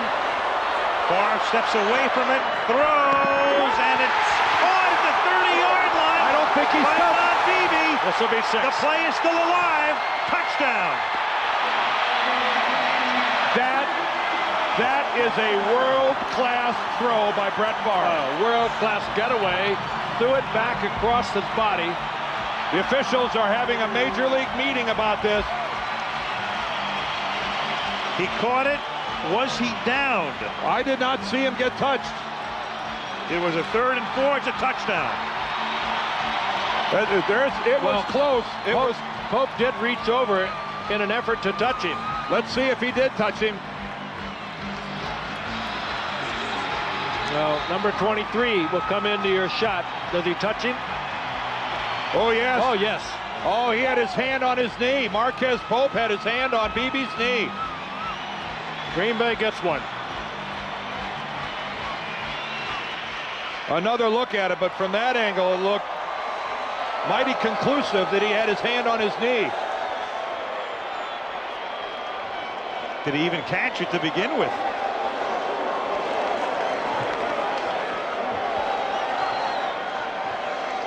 Well, everybody who favors instant replay, they'll zero right in on this play. If it was a catch, it looked pretty conclusive to me that he touched him while he was down. 2-point conversion attempt here. As Favre throws into a lot of traffic, and the officials look around.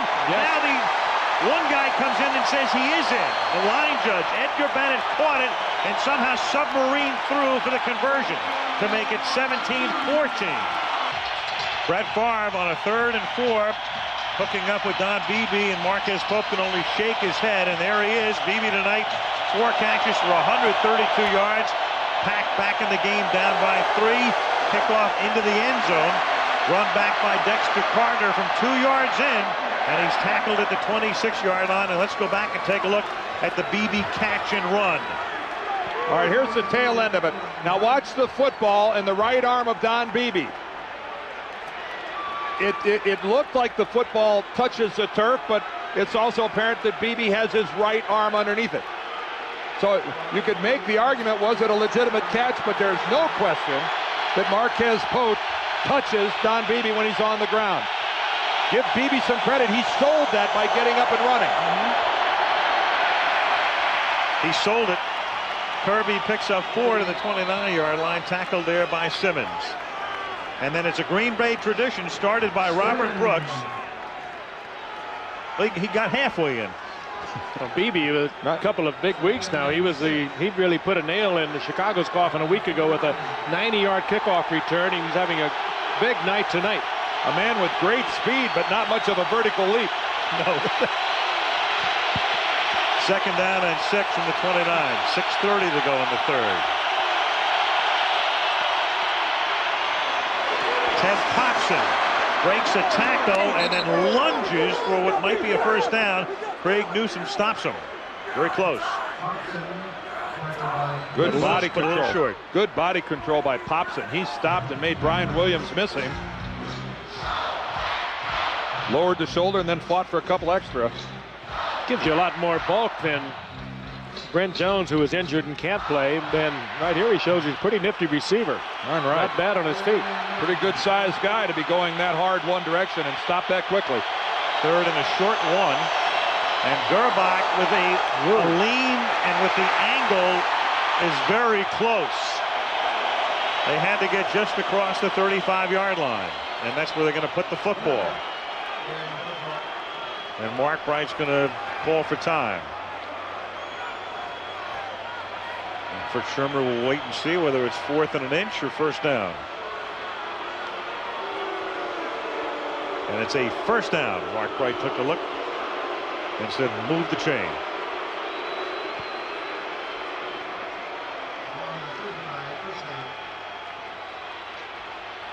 Lambeau Field, where the 49ers were on their way to taking the crowd out of the game, but they're now very much back into it. More than 60,000 looking on tonight. It's the largest crowd in the history of Lambeau Field.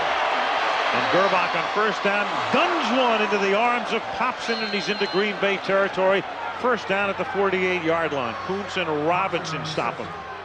It's what all really good football teams are able to do. When their front line guy goes down, the backup is able to step up and contribute. And that is the case with Ted Popson, who's filling in for Brent Jones. He's playing big football for the 49ers. And it was Eugene Robinson, the free safety, roaming the outfield. They were trying to cover Popson with a linebacker. They've been doing it all night. Just a little deep turn in. There was Brent Jones as Kirby cuts to the outside and then is wrapped up in the arms of the outside linebacker Brian Williams.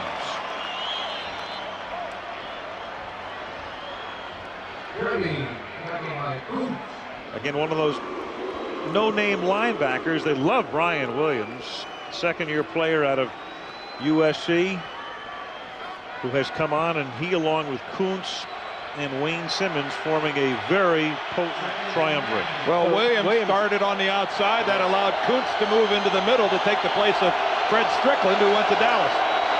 And second down and 8. Gerbach throws over the middle where Jerry Rice hauls it in at the 37-yard line, and enough for the first down. Tackled by Eugene Robinson. We talked about the prudential fact before, the facts in fact with Jerry Rice and all he's done on Monday night. Tonight, 150 TD receptions, counting the 2 tonight. 50 more than the second most in history, Steve Largent, with an even 100. It's incredible. And what respect he has from his peers. So many of them get films edited just Jerry Rice's catches, his moves, and study them during the offseason. On the 37-yard line, Gerbach stepping up, stepping away, going deep. Tried to hit Stokes, and he was blanketed by Doug Evans. Yeah, but I'll tell you, that was a good throw by Gerbach. He threw that ball where he was not going to be picked off. He was in trouble. Had to slide out of the pocket, and he just got rid of it. Gave Stokes a chance to catch it, but it certainly wasn't going to be intercepted. You know, Frank, for a guy that's not really well known for his mobility, this is pretty nifty by Gerbach, running to his left, stopping and throwing right-handed, and look where he puts his football. One that could have been caught, but not intercepted. Good touch on that ball. If Elvis Gerbach's confidence was shaken at the beginning of this game, he has it back. Second and 10 from the 47-yard line. Reggie finally gets there. Reggie White, who's been fairly quiet tonight, relatively speaking, gets noisy all of a sudden. This is the curse of an offensive tackle. You block a guy all night, and then on one play, he gets around the corner, and you're the GOAT. Harris Barton's number 79. He turned his shoulders too much, gave Reggie the corner, and Reggie took it. And Harris has done a great job on him right up until this point. Yep, that's again good coverage downfield. That was he had time to get rid of that ball, Dan. Third and 13 with Rice in motion. Jerry running a crossing pattern. Now Gerbach coming back the other way. And Elvis fires. It's a dangerous pass, and he's lucky it wasn't picked off. Wayne Simmons was there, and the intended receiver, Popson, had to turn into the defensive back in effect. And did Elvis take a shot? Gerbach stood there on the sidelines to throw that thing back there, and he got peppered, and there's a Packer down. Darius Holland was the one that put the shot on him. Reggie White was his 160th sack in his career. So Gerbach is okay, but there's an injured Packer. That's Reggie White chasing Elvis Gerbach. It was White and Holland unloaded on Gerbach. And it really, as I look at it, it's really not that bad a hit. I thought Elvis got hit a lot harder than that. It's the two helmets of the two Packers that actually made that collision. You could hear it clear up here in the press box. I initially thought it was Elvis that got hit that hard. It was actually the two Packers. Holland and Reggie White. Watch this again. Watch Holland coming in, number 90, and Reggie White. Holland kind of takes it right on the chin, doesn't it? They just did a number to themselves. So there's an injury timeout with 2:32 remaining in the third quarter. The shaken up Packer was Reggie White, but he has gotten up and he's back on the bench right now as the 49ers get set to punt on 4th down. And Tommy Thompson sends one that bounces near the 5 and comes back and is down up at the 11-yard line.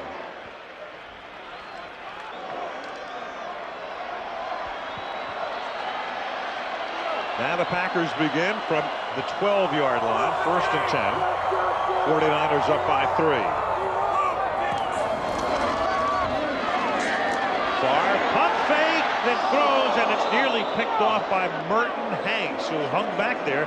Don Beebe streaking down the sideline was the intended receiver. Well, I think Favre thought that Drakeford had gone for the little hitch that Beebe put on Drakeford, but actually he knew that he had deep coverage from Merton Hanks, and Hanks was right there. He blew this earlier in the game, but this time Hanks was right where he should have been.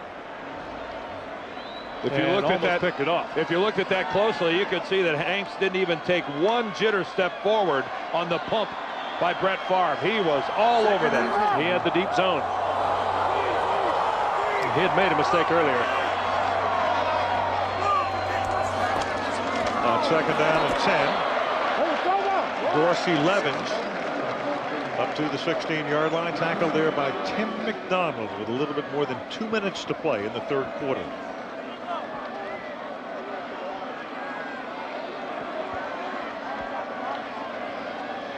Reggie with a sack tonight, now with 160 and a half in his stellar career. 3rd and 5 from the 16.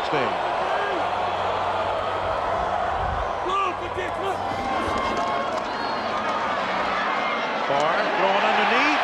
They'll convert as Desmond Howard makes the catch, takes it to the 29. Tim McDonald makes the tackle, and a big 3rd down conversion for the Packers with 1.5 minutes to play in the 3rd. Just another little something with Favre. He took everything off that. Just a wonderful touch to really help Desmond Howard catch that football. He really does have it all. But Dan, I think he really is. Al, I think he's really playing a little shaken out there. And Desmond Howard is actually a participant here now because of that injury to Robert Brooks. Derek Mays was going to be the 4th receiver. Now Desmond Howard has to fill that role. 1st and 10 from the 29-yard line. Favre. Oh, wow. The catch is made by Don Beebe.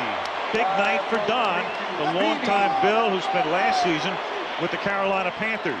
Oh, but what another rifle shot by Favre over the man underneath. Just dropped it in there perfectly. But who's he been working to? Beebe, the last one to Howard. Prior to that, you know, Antonio Freeman is his big play guy, but he's had a couple drops, and you wonder if Brett's lost a little confidence in him. Right. And he was going to Keith Jackson early on, made that one reception. Also, the 49ers have done a good job tonight taking the running backs out of the passing game. But now they go to the running back, Dorsey Levens, and he takes it up to the 43-yard line. A little screen back across the field that was read by the 49ers really well, and it was Levens who just turns absolutely nothing into something. And that will be the final play of the third quarter.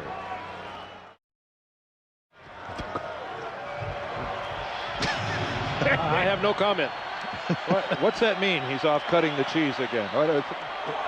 Well, what's that mean?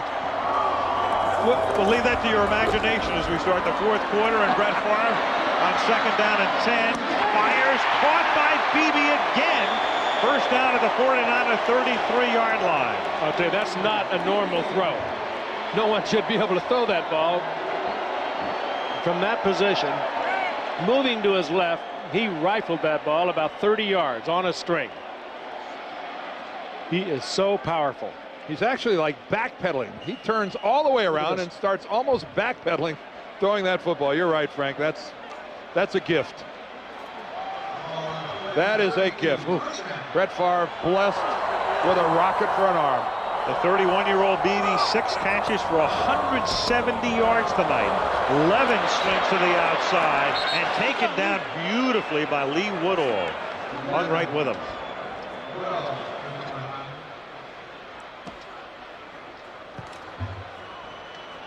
Lee Woodall, another late round draft choice out of Westchester, a safety in college, and one of those picks that doesn't get very much attention, but a guy who wound up as a rookie starter with the Super Bowl champions of 2 years ago. Well, they just couldn't believe what they got in the 6th round.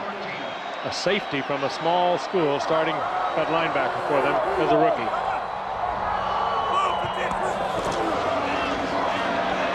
Second and 13, and it's a wobbly duck that was tipped.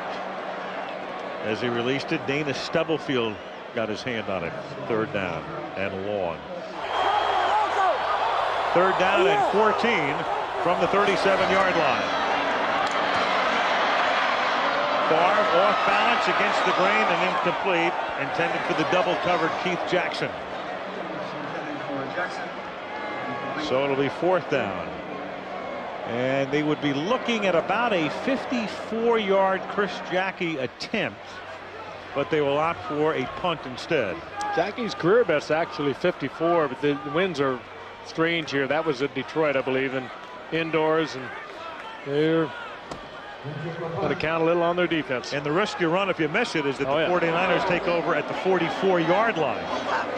And their offense playing a little better than they were in the first quarter when Mike Holmgren, faced with this same situation, went for it.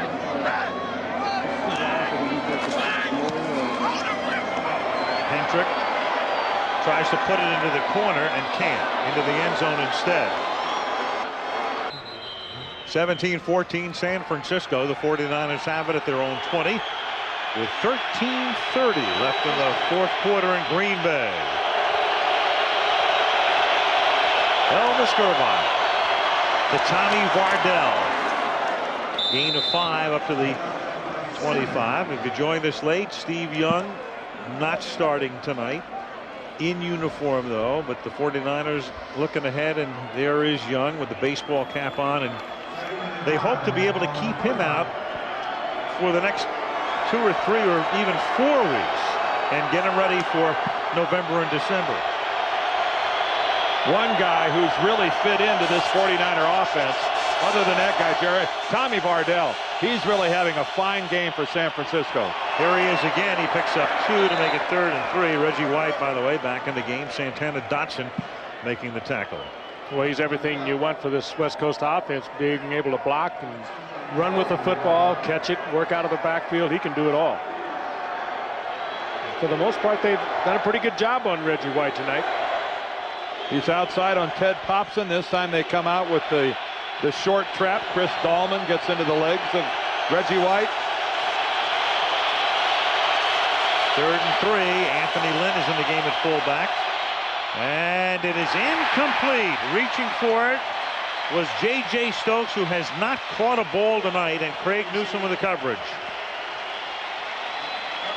That's good coverage on the part of Newsome. He was right there. Stokes didn't have a catch last week against the Rams either, and there were a lot of stories, a spate of stories about how Gerbach was finding his rhythm with Stokes and how Stokes had become his favorite receiver. Say what? Well, Gerbach gave him a difficult chance there. Tommy Thompson. Hauled in by Desmond Howard at the 30. Good coverage. Cedric Dodge takes him down at the 30-yard line. Desmond Howard on the left behind the official Elvis Gerbach. And I think everybody knows about their history together at the University of Michigan, where Howard won the Heisman. Gerbach set all the passing records. These two guys went to high school together. They were teammates in the same class at St. Joseph High School in Cleveland, Ohio. They go way back. On 1st down, the pass intended for Dorsey Levens, a little low and incomplete. 2nd and 10. Follow-up just on the Gerbach situation with Desmond. Elvis found his way to Michigan because they came down there to recruit Howard, who was a tailback. They took a look at this quarterback who wasn't bad throwing the ball, and Elvis kind of came in the back door. He said Desmond was the tailback. They wanted him desperately, and I kind of just tagged along. Two of them linked up for 31 touchdown passes at the University of Michigan. 2nd and 10. Favre throws. It's caught by Antonio Freeman. That's a 14-yard gain and a first down up at the 44-yard line. Green Bay down by 3. 1st and 10 up at the 44-yard line. Favre deep. Look at that pass. But Beebe was on the chalk. Out of bounds. Dropped it anyway. Marquez Pope back there with him. Don Beebe, a guy who amazed everybody by making the Buffalo Bills in the first place, amazed everybody by staying there as long as he did, and now looks like as if he's in the prime of his career. Boy, and that came close to being the whole thing. And he gave you a good display of that 4.29, 4.3 speed that he still has, as you saw him accelerate right by Marquez Pope, who had excellent position on Beebe. Favre's thrown for 300 yards tonight, 170 of those to Beebe. 2nd and 10, and they give it to Henderson, and that's a nice hole through the middle, and he takes the ball to the 49er 49, tackled by Barker. Good changeup going with the draw on 2nd and long. 49ers trying to get to Brett Favre. The chess game plays out. Pete Carroll, the defensive coordinator, has done a terrific job. Sherman Lewis talking into the headset. They spot it right at the 50, make it 3rd and 4 from the 50-yard line. Pressure on Favre. He has to unload and throws it away. Good pressure by the Niners that time, forcing a punt. 4th down.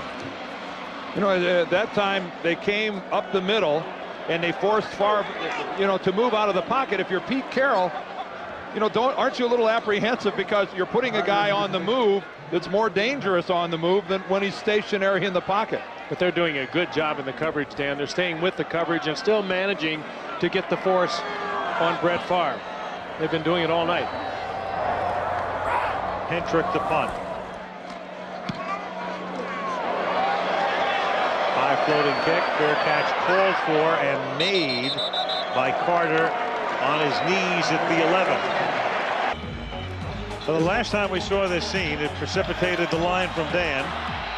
Macarena and cheese. Right. It's kind of the Lambeau Field version of the 7th inning stretch. They Macarena for 2 minutes. They've had a little too much rice with their cheese tonight. A first down from the 11-yard line. And looking for Stokes. Great coverage again by the Packers as Stokes continues to be shut out. Somehow, if you put it in the air, you have got to think they're going to try to get it to Rice. Derek Lavelle is in the game. He gets the football. And the erstwhile starter up to the 12-yard line. And with Lavelle in there right now spelling Kirby. We should also note the 49ers have William Floyd back in uniform tonight, the fullback, the guy who came into the league known as Bar None. There is Kirby. William Floyd on the sidelines, hasn't played tonight, but a remarkable story in and of itself with a horrific knee injury and back a year later. Totally dislocated. It was amazing that he is back. But if he gets healthy, he will be a factor late in the season. Good receiver out of the backfield. 3rd down and 8. Pressure up the middle and nearly picked off.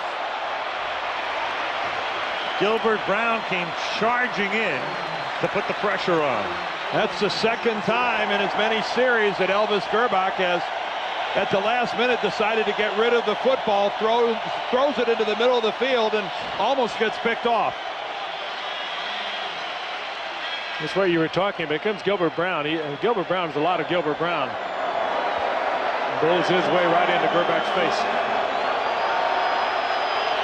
Tommy Thompson to punt. Howard back. Good punt. 47 yards. Taken at the 36-yard line. And great coverage by the white shirts. 49ers down and back at the 33-yard line.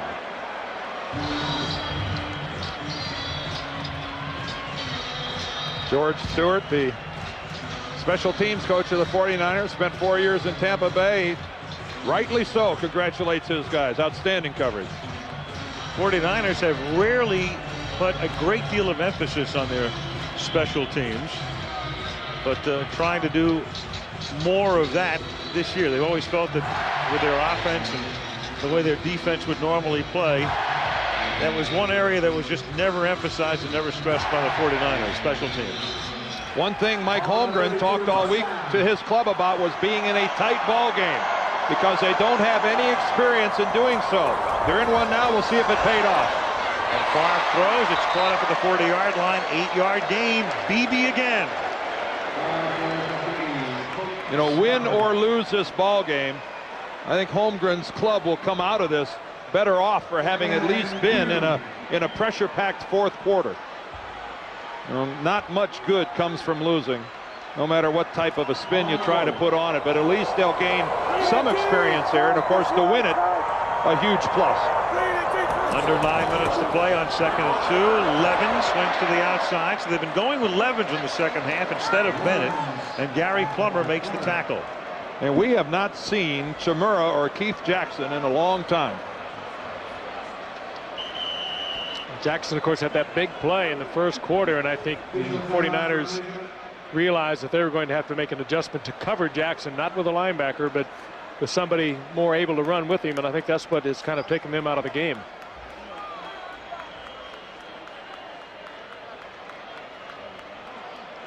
Keith has caught 2 passes tonight, as they're just short. It'll be 3rd down to that much.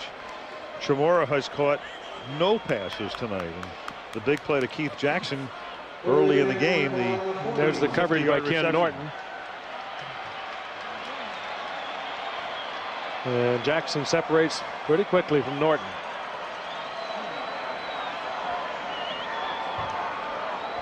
There they are.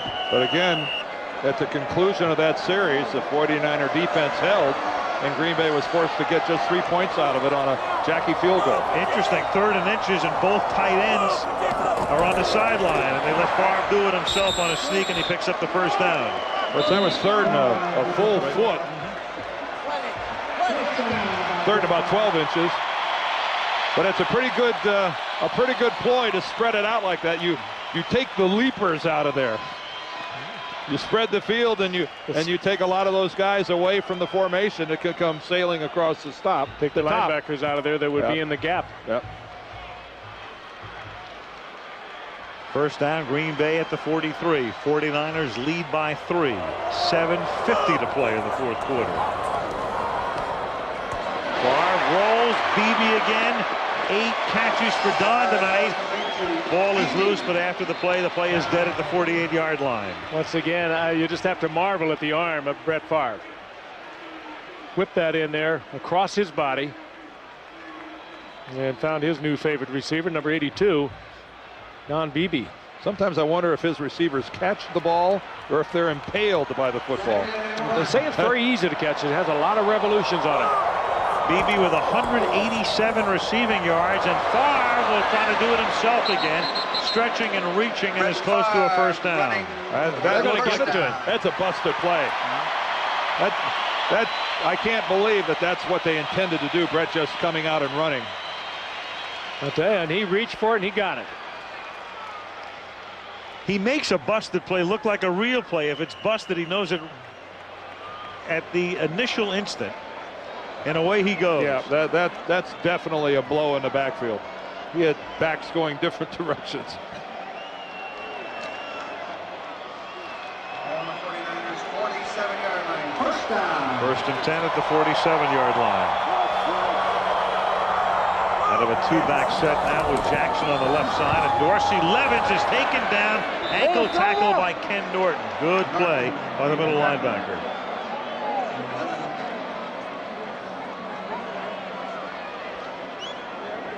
Ken Norton Jr., a member of championship teams in Dallas and in San Francisco. He found his Pro Bowl as a 49er last year. Great quickness. Not all that big. Only about 240, but he is very, very quick and very athletic. 2nd and 10 at the 48. 6:10 remaining. Corner blitz. They pick it up nicely. Favre then throws, and he finds Freeman at the 40-yard line, and he rolls to the 39, where it'll be 3rd down and 2. I'll tell you, when you're rolling on the ground and 46 is coming at you from the 49ers, it takes a lot of guts to continue to roll because you know you're going to get hammered. What a great job by Frank Winters, the center of the Packers, who comes all the way out after snapping the ball and picks off the blitz off the corner to give Favre that extra time. And Edgar Bennett heads to the Packer locker room. Bennett out. We've seen Levens in the second half, 3rd and a long 1 from the 39-yard line. Levens takes it to the 37, should have it. 1st down. Bennett is the 3rd starter on this Packer offensive team that's not in the ball game. Robert Brooks went out the first play of the game. Earl Dotson, their right tackle, injured his knee, and he's out of the ball game. And now Bennett in the locker room. So it's there's a lot of attrition taking place here on the Packer offensive team. Levens, though, does play a lot in certain offensive sets. Was a starter a year ago, so you really don't lose a lot with him in there. 4:40 to go. 1st down at the 36-yard line. And Favre going deep for Freeman. Knocked away at the last moment by Tyrone Drakeford on a pass that hung. 2nd and 10. It was so close. Freeman caught one of those a week ago against the Bears. That time Drakeford with good position. I'd say his position was perfect. And looking into the eyes of Freeman, when Freeman looks for the ball, he looks for the ball. Well done. Drakeford replacing the departed Eric Davis, the Pro Bowler who opted to sign as a free agent with Carolina. 2nd down and 10 from the 36-yard line. And Favre has that one dropped by Freeman. It's the 3rd time he's dropped an easy pass tonight. That's the one the Green Bay Packers don't call a pick. A little crossing route on the outside.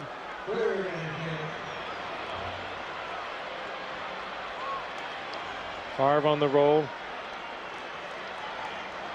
Oh, that's 3 now. I would say that Antonio Freeman has reached the point where he's lost his confidence. Well, they need not only a 1st down, but at least a little yardage here, because they're looking at a 54-yard field goal attempt if they don't gain anything on this play. And Favre throws, and they get the 1st down, and Freeman gets the confidence back. Favre really had no place to go. He got to Freeman, and once again, absolutely a brilliant throw off balance. And perfectly placed. And I think Dorsey Levens, the back in there, did a super job picking up the 49er blitz. There's Levens, 25. Look at him pick up Tim McDonald. McDonald takes to the airwaves, and just another perfect pass. And Freeman finally held on. But with the blitz, you also got your coverage of your wide receiver from the safety, Merton Hanks. 1st down to the 20. 4:26 remaining in the 4th. The Niners leading by 3. Going for Freeman again, reaching, and it's incomplete. Drakeford with the coverage. Drakeford is saying that he was fouled. He was interfered with. Falls on deaf ears.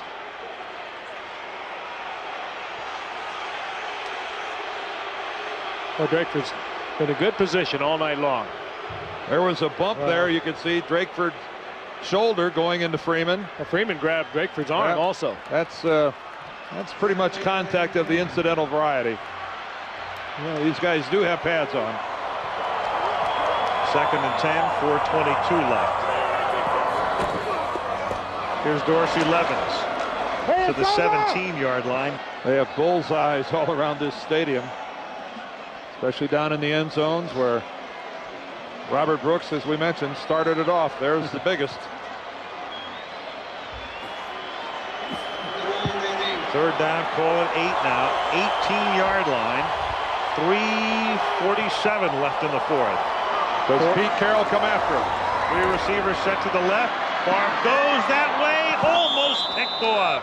Intended for Howard. Marquez Pope to break it up. And now Chris Jackie to come in to attempt what will be about a 35-yard field goal. Strange in that situation. He goes to the guy who really doesn't have a lot of experience running plays from scrimmage here for the Packers, and Desmond Howard. And obviously Howard had not yet made his break when the ball's thrown by Favre, and a miscommunication almost cost him. 35-yarder for Jackie to try to tie the game. He's made them from 30 and from 25. And this one is good. And Green Bay has erased an 11-point halftime deficit. 3:35 left in the fourth quarter, and the Packers and the 49ers tied at 17. Well, whatever the outcome, I think we have had a few questions answered about the Green Bay Packers. We said they have not played in a close game other than the one they lost to Minnesota. But they have come out here in the second half. They were a very determined football team. They came back, and they've got this all knotted up. And I think we're also seeing what happens when two very good football teams play one another. There's two good defensive teams. Again, you see how the Packers have dominated the second half from a yardage standpoint, and over about 132 yards ahead of the 49ers overall. These are two quality football teams duking it out. 49ers had taken total control of this game in the second quarter, and it was a question whether Green Bay was going to come back, and they did. Hentrick kicks off. Dexter Carter from the 6. Swinging to the outside. Good run back and thrown out of bounds up at the 34-yard line by Tyrone Williams. Now, granted, it's only the middle of October, and you don't want to get ahead of yourself, but you're looking at two clearly elite teams in the NFC. And if they wind up with similar records this season, and they get to the NFC Championship game, you could be looking at where you're going to play it. I know it's not too early to talk about that. They made all vote on San Francisco for the NFC Championship game. Late January. First down from the 34-yard line. Gerbach swinging it out, caught by Kirby, and he gets taken down from behind by George Kuntz up at the 39-yard line. And comes up shaking. Yes, he is. Kirby, a couple of years ago, had a very severe knee injury. I'm not saying that's what it is, but he was out for a year, came back, and had a good year a year ago. And he is in pain. I think Kuntz fell on the back of his leg. Watch if Kuntz doesn't fall. Right there. Oh, yeah, he rolls up his right ankle. And he immediately grabs for it. Yeah.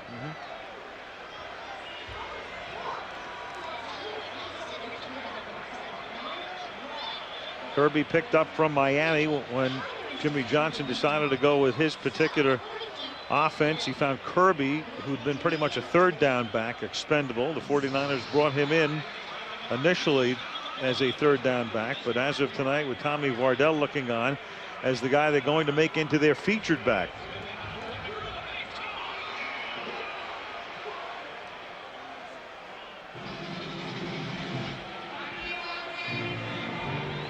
They continue to look at Kirby. I think they're looking at his knee. And in his absence, we will see Derek Lavelle, the guy who took over last year and did a fairly decent job. And there he is, and he started this year as the starter. But one of those guys that the 49ers would always compliment and talk about his grit, but you always knew they were looking out of the corner of their eye to replace him. He had over 700 yards rushing a year ago. He caught just under 90 passes. There's a good sign. Kirby actually a real good sign. Kirby jogging off.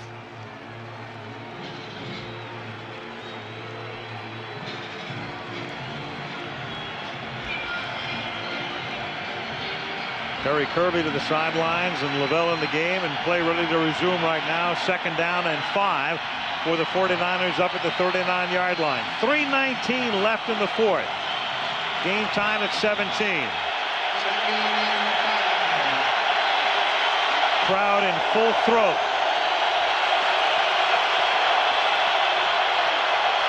Swing pass, Lavelle. Tackled immediately at the 39-yard line by Kuntz.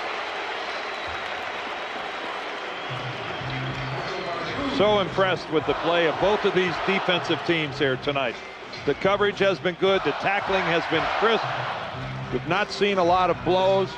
This has just, I think, been a really well-played defensive football team by both Pete Carroll's 49ers squad and Fritz Schirmer's Green Bay team. 3rd down, 5. 2:40 to play. Incomplete, forcing a punt. Intended for Rice. Doug Evans with the coverage. Well, Evans is on that thing like he's inside the 49er huddle listening to the play. Good defensive scheme. I think they were thinking they would go to Jerry Rice. Evans had good position because he knew he had deep help. Evans makes a break on that football almost quicker than Jerry Rice. 49ers in this half, 5 possessions, every one of them ending with a punt. Tommy Thompson to kick it away. Desmond Howard pulls it in at the 14. Takes it back to the 19-yard line. Tackled there by Junior Bryant with 2:25 remaining in the 4th quarter.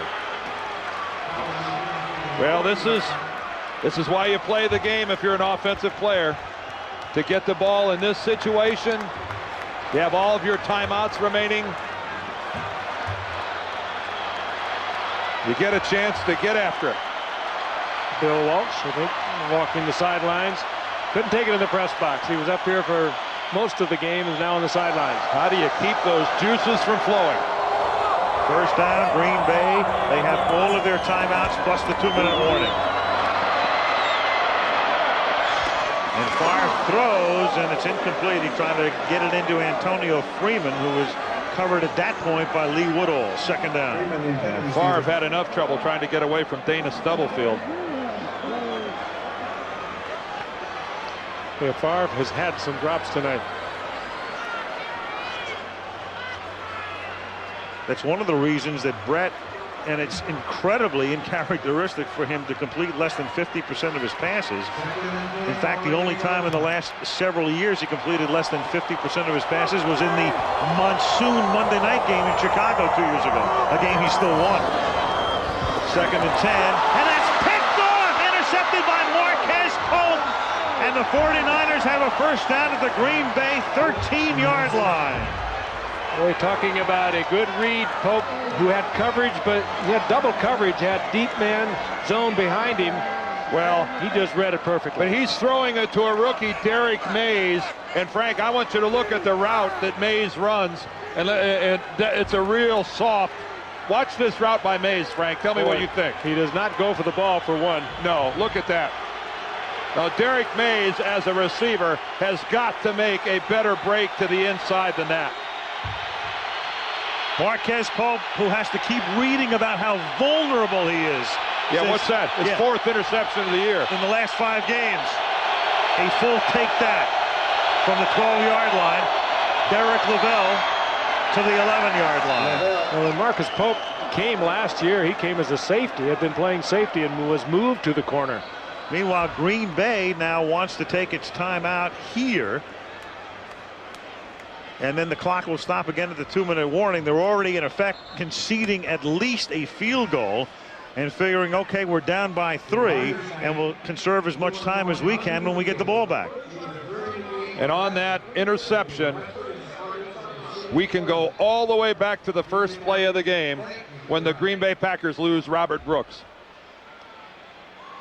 I don't know that Derek Mays is the guy you wanted to have to go to in this situation. Well, he was the read. You almost have to go with the read, and he did not follow his slant here, but it was played perfectly by Pope, who had coverage behind him. He was perfectly safe. Here's Robert Brooks, the first play of the game. He got his right foot way out in front of him, strained his knee, and immediately we were told he wouldn't play tonight, so there's some severity to it. Sure, there'll be some tests tomorrow that'll give Mike Holmgren and this team a better example, a better idea rather, of how long it'll be. Fritz Shermer sending out defensive instructions on 2nd down and 10 from the 12-yard line. The clock will stop after this play for the 2-minute warning. It is Derek Lavelle. He takes it to the 10. When play resumes, it'll be 3rd and 7. And the 2-minute warning comes officially with 1:59 to play in the 4th. 3rd down and 8 now for the 49ers at the Green Bay 10-yard line. Jeff Wilkins ready to kick a field goal if necessary. He'd prefer an extra point, obviously. You know, I think we can count on that. Yep. 3rd down, 8 from the 10. And they're just going to settle for a field goal attempt with Gerbach simply moving the ball to between the hash marks and setting up a Wilkins attempt. And now Green Bay will take a timeout here to conserve the clock. 1:54 remaining, and they have 1 timeout, which that's a most interesting and a very uncharacteristic 49er call right there. That's a lot of time. That is extremely conservative. That's extremely conservative by the 49ers with this much time remaining in the ball game. Just going right in between the 2 hash marks to give him a spot in the middle. That's you see that in college football, but there's going to be a lot of time. The middle's not that big a deal anymore since they moved those hash marks in a few years ago. They could have run some seconds off that clock very easily. I'm sure I'm not tempted to loft one into the corner of the end zone and let Jerry go up for it. Or you got J.J. Stokes, a huge receiver on the other side at 6'4". Instead, they're going to opt for a 3-point attempt. Gerbach to hold. Wilkins from this range has been perfect in his NFL career. Of course, nobody ever retires perfect. No. 28-yard attempt. Straight through. So the drama thickens. There's some football left to be played here at Lambeau. 1:50 and 1 timeout at the Packers' disposal. And the ever dangerous Don Beebe on the receiving end of this kickoff. Having a career night. And ran one back 90 yards last week against the Bears.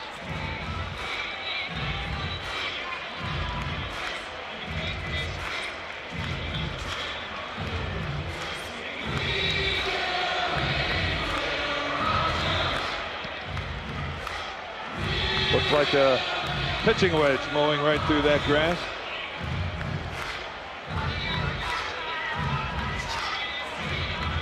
So the 49ers go up by 3. They go home after the game and then have Cincinnati next week in San Francisco. Then they go to Houston and to New Orleans. So a relatively soft schedule until they meet Dallas on the 10th of November. And again, Steve Young not playing tonight. 3rd week in a row he's been off with the groin injury. And if they can come into Green Bay against the hottest team in the league on the road on a Monday night and without Steve Young and win the game. The Packers 49ers. Packers have a bye next week. Holmgren gets on his Harley and goes. Kickoff taken at the goal line by Don Beebe. And the 49ers with terrific coverage, but somehow Beebe with a Houdiniac takes it out to the 18-yard line. Nolan Cromwell, the special teams coach, watched Beebe break a Curtis Buckley tackle and take it at least from the 10 out to the 18 to give them some space. There's an appropriate piece of music. The stadium PA. Hi-O Silver is exactly what they need. A great setting. The William Tell Overture. Ball on the 18. But you guys knew that, didn't you? Absolutely. I just wasn't going to tell. See that apple on top of Frank's head from the 18-yard line. This is Henderson making the catch over the middle up to the 25. Again, the Packers have only 1 timeout at their disposal. 2nd and 2 at the 25. Favre throws over the middle and hits the tight end, but it's dropped by Keith Jackson up at the 39-yard line. Flag is down at the 29.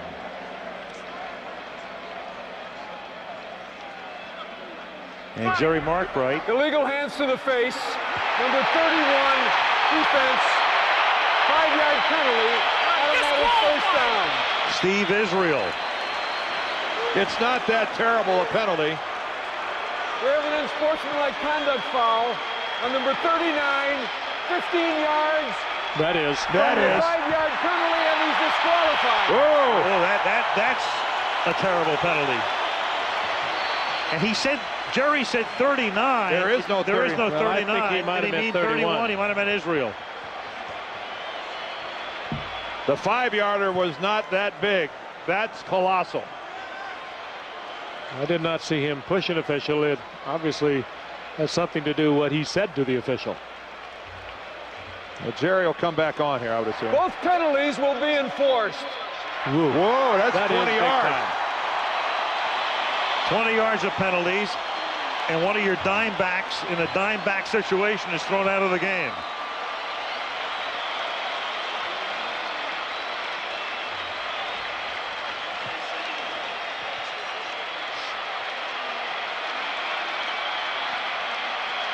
They move it up to the 45-yard line. 1st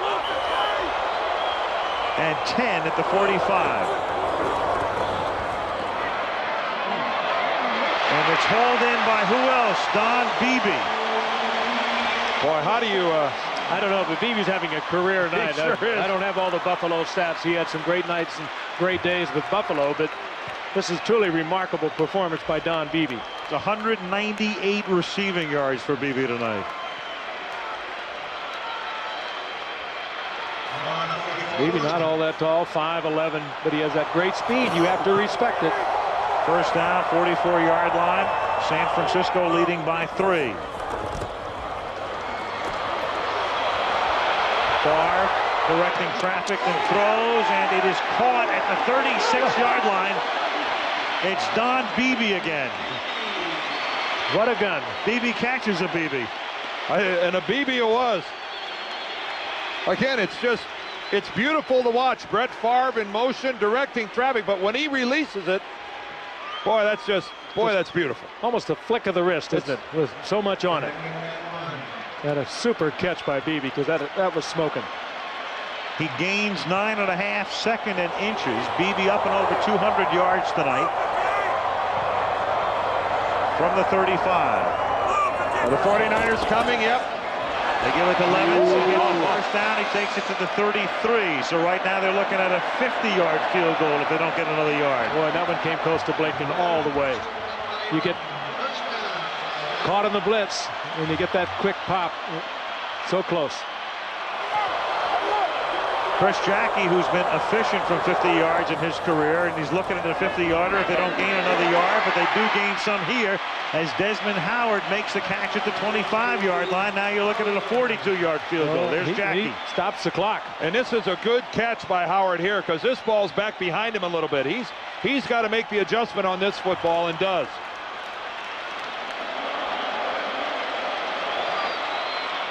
Watch Desmond Howard here. He's going to make his break to the sideline, wanting the ball in front of him, but it's back behind him. He's got to rotate around and hold on to the football and slide out of bounds. Yeah, and I think that was Frankie Smith in there where Steve Israel should have been. 2nd down, 2 at the 25-yard line. They got to watch out for holding calls here. Favre stepping up, has the 1st down. Hold down at the 14 and says, give me a timeout. Plays it like a linebacker, doesn't he? He's no hook sliding for Favre. He was looking for the end zone. Yep.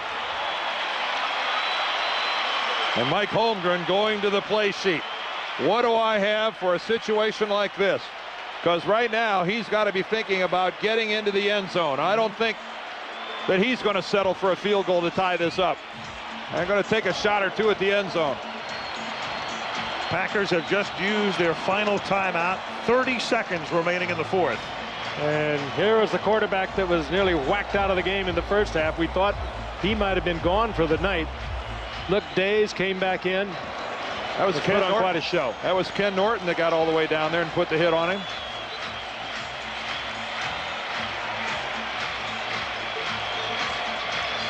Well, this game started off a little sloppily in the beginning. Was not sharply played by either team. But boy, they're finishing this thing up like the heavyweights they are.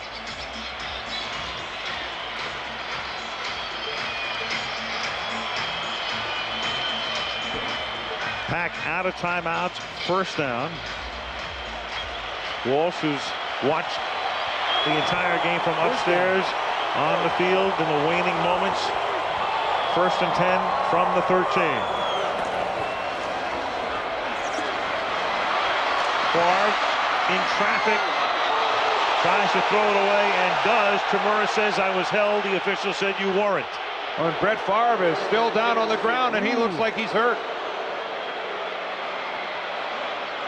And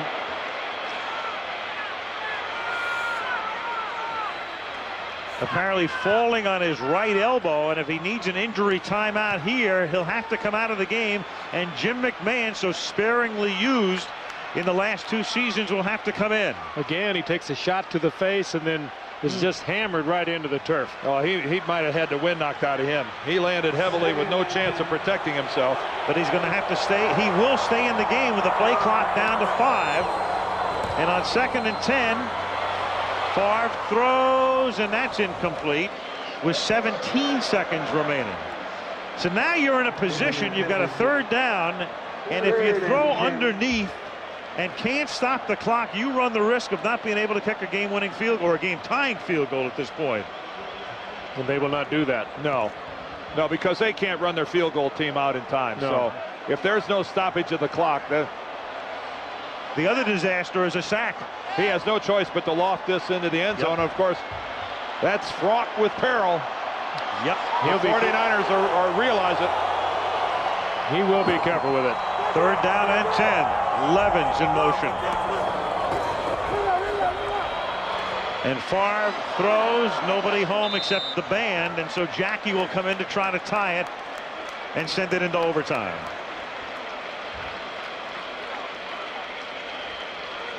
They could have really used the timeout left in that situation. Being out really handicapped them on 3rd down. And Brett Favre showed more than a small measure of toughness staying in there after taking that shot, being driven into the ground hard. Now the 49ers will take a timeout as Chris Jackie gets set to kick what will be a game-tying 32-yard field goal.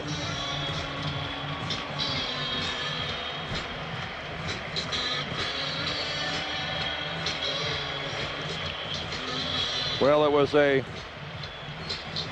pretty decent drive by the Packers, but the 20 yards plus the stoppage of the clock, courtesy of Steve Israel and his penalties and ejection, really helped a lot.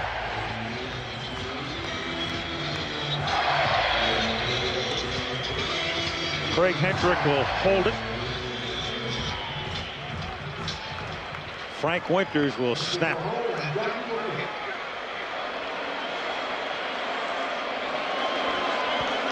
And it will be a 31-yard attempt. Yes, sir. And with 8 seconds remaining, we're tied again.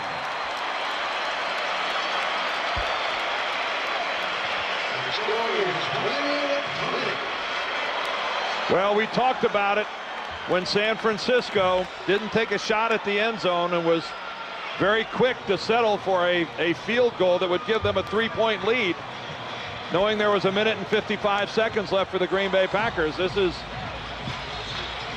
what could have happened to them and did. They got tied.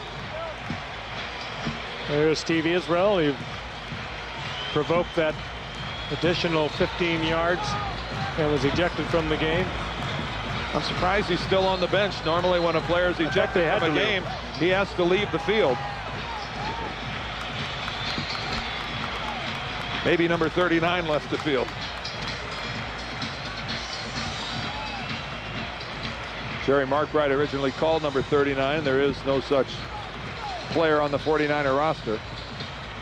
Which is probably why Israel is still on the bench. Yes, sir.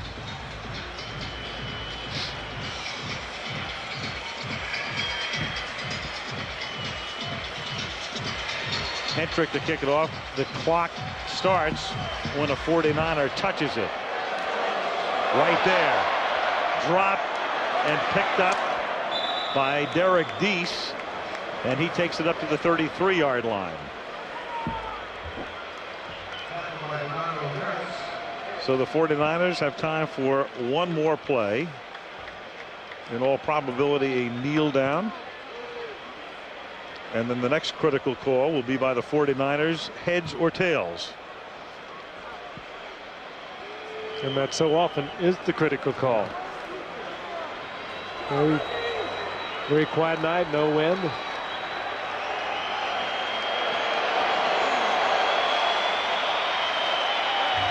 So we've played 60 minutes, and the two heavyweights of the NFC are dead even.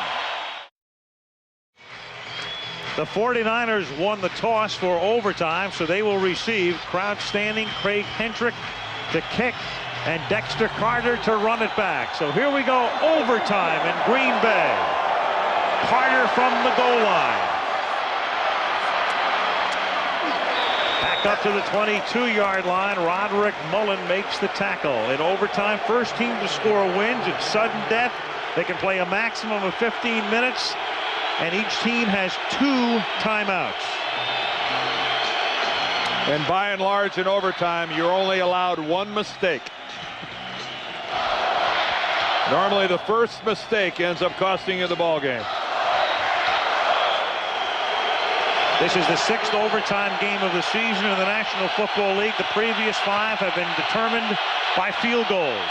From the 23, a busted play, and Anthony Lynn takes the handoff and brings it out to the 24. So an ignominious beginning to the OT for the 49ers, but they get away with it.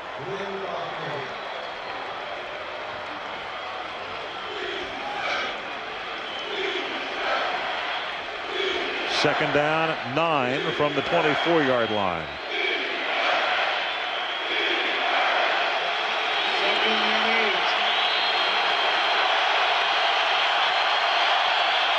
Terry Kirby back in the game. He was shaken in the 4th quarter. He takes the swing pass and is tackled immediately up at the 25, setting up a 3rd down, and Abe Butler and Williams in on the tackle.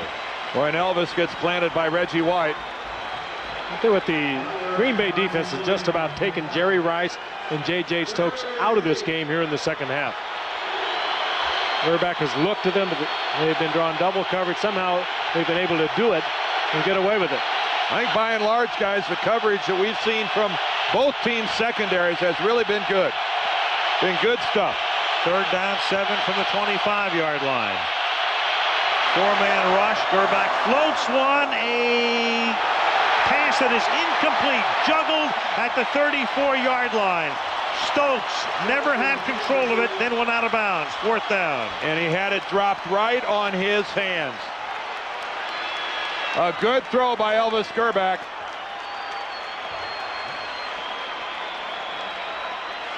Just not able to pull it in. Gerback put it where he had to, outside. Can't be picked off there. Stokes not able to control it. Stokes hasn't caught a pass in 2 games. He was thinking about staying in bounds, not concentrating enough on the ball. The ball just on his fingertips. Stokes shut out tonight, and Rice, after a tremendous first half, only 1 catch in the second. Tommy Thompson to punt it. Desmond Howard to run it back. Short kick. Fair catch called for at the 44. So the Packers will start near midfield. And that punt was really close to being blocked, wasn't it? Yep, by Eugene Robinson. Yep. He thought he had it. That was Gerback's reaction on the Stokes pass. And here's the near block by Robinson. The snap was to the right and took Thompson to the right, and Thompson ends up kicking it almost right into the hands of Eugene Robinson. And whoa, how close he came to getting that. He did. I think he was also concerned, Dan, of rough running into him, whether he was going to get it or not. He went to the side instead of straight through the foot. First down from the 44-yard line, and the pass is incomplete, and they got away with one there. Beebe going one way and the pass going the other. Coverage by Drakeford. Where they got lucky there is that Drakeford was playing Beebe, not the football. He didn't see the ball. You were so right. Again, a timing pattern, and you can't suspect that maybe the Beebe and Favre have worked on all of these things as much as certainly he would have worked with Robert Brooks, who was injured early in the game and had to leave. Drakeford never saw the football. If he could have seen it and reacted to it, he might have got it. 2nd and 10 at the 44-yard line. Freeman in motion. They keep it on the ground. It's Levens to the 47, setting up a 3rd down and 7. We played 1 minute and 50 seconds of overtime. Chris Jackie, the field goal kicker for Green Bay, has a career best of 54 yards, but again, that was indoors against Detroit. Well, here we have a 3rd and long. What are the odds of Brett Favre being on the move here, trying to make something happen? 3rd down and 7. He's going to drop straight back and find the open man. Beebe over the middle. 1st down at the 40-yard line. I mean, this is a game of a lifetime for Don Beebe. With a little move, he had man coverage by Drakeford, who's done a good job on him for the most part tonight. Beebe came right into his face, giving him a little look to the outside. He'll look over his right shoulder, freezes Drakeford. He goes with it, steps to the inside. He's wide open. 3rd biggest night in Packer receiving history for Beebe. 220 yards, 11 catches. Short flip, 4-yard gain, ball caught by Derek Mays. Chris Jackie, and it figures to be up to him shortly. At least right now they are headed in that direction. If they don't gain another yard, he'd have an opportunity from 52 yards. 2nd down and 5. Meanwhile, Favre closing in on 400. Brett has thrown for 395 in the game.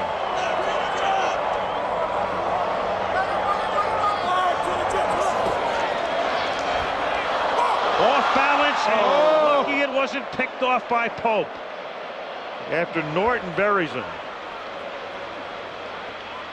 That was a well-executed blitz by the 49ers. As Pete Carroll is wont to do, he will come after you. And Brett Favre took a shot, and that ball had nothing on it. It floated down there, and Pope just not quite able to get to it. You can see Norton actually makes contact with Favre. He can't follow through. And Pope just has it bounce off his left forearm. Favre's 60th pass of the night, a Green Bay record. 3rd and 5 from the 35. Blitz again. Favre on the run. Being chased. Throws. Incomplete. So now if they want to bring Jackie in, you're looking at a 53-yard field goal attempt. Again, his best was 54 yards, but it was off artificial surface. This is natural grass. You tend to lose a little with that. 50+ in his career, 2nd best percentage in NFL history. The wind doesn't seem to be much of a factor. The ribbons on the goalpost barely moving. 53 yards to win the game.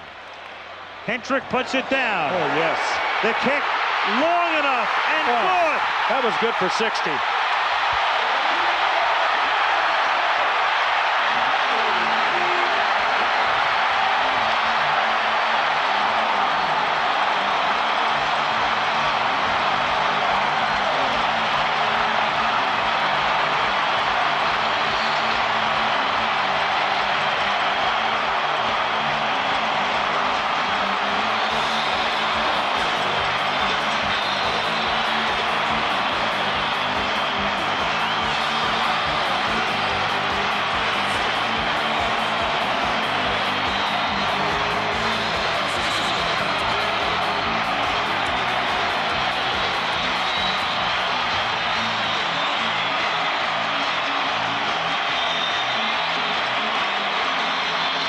Frank, your initial analysis, I have to agree with. This might have been good from 60. It's still going up. Yep. That did not just barely clear the crossbar.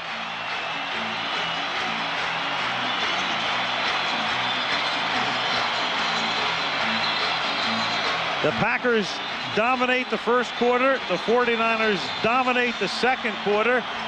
Green Bay erases an 11-point deficit to tie it at the end of regulation. And they win it in OT on a 53-yard field goal by Chris Jackie. Longest field goal ever to win an overtime game. Always happens on Monday night, doesn't it? Yes. Always Big something build-up, different. hell of a game. Two heavyweights. You said that earlier, Al. That's so true. They'll be there in the playoffs. Well, they'll be there in the playoffs. There's no doubt about that for each of these teams. Will they be here for the NFC Championship game?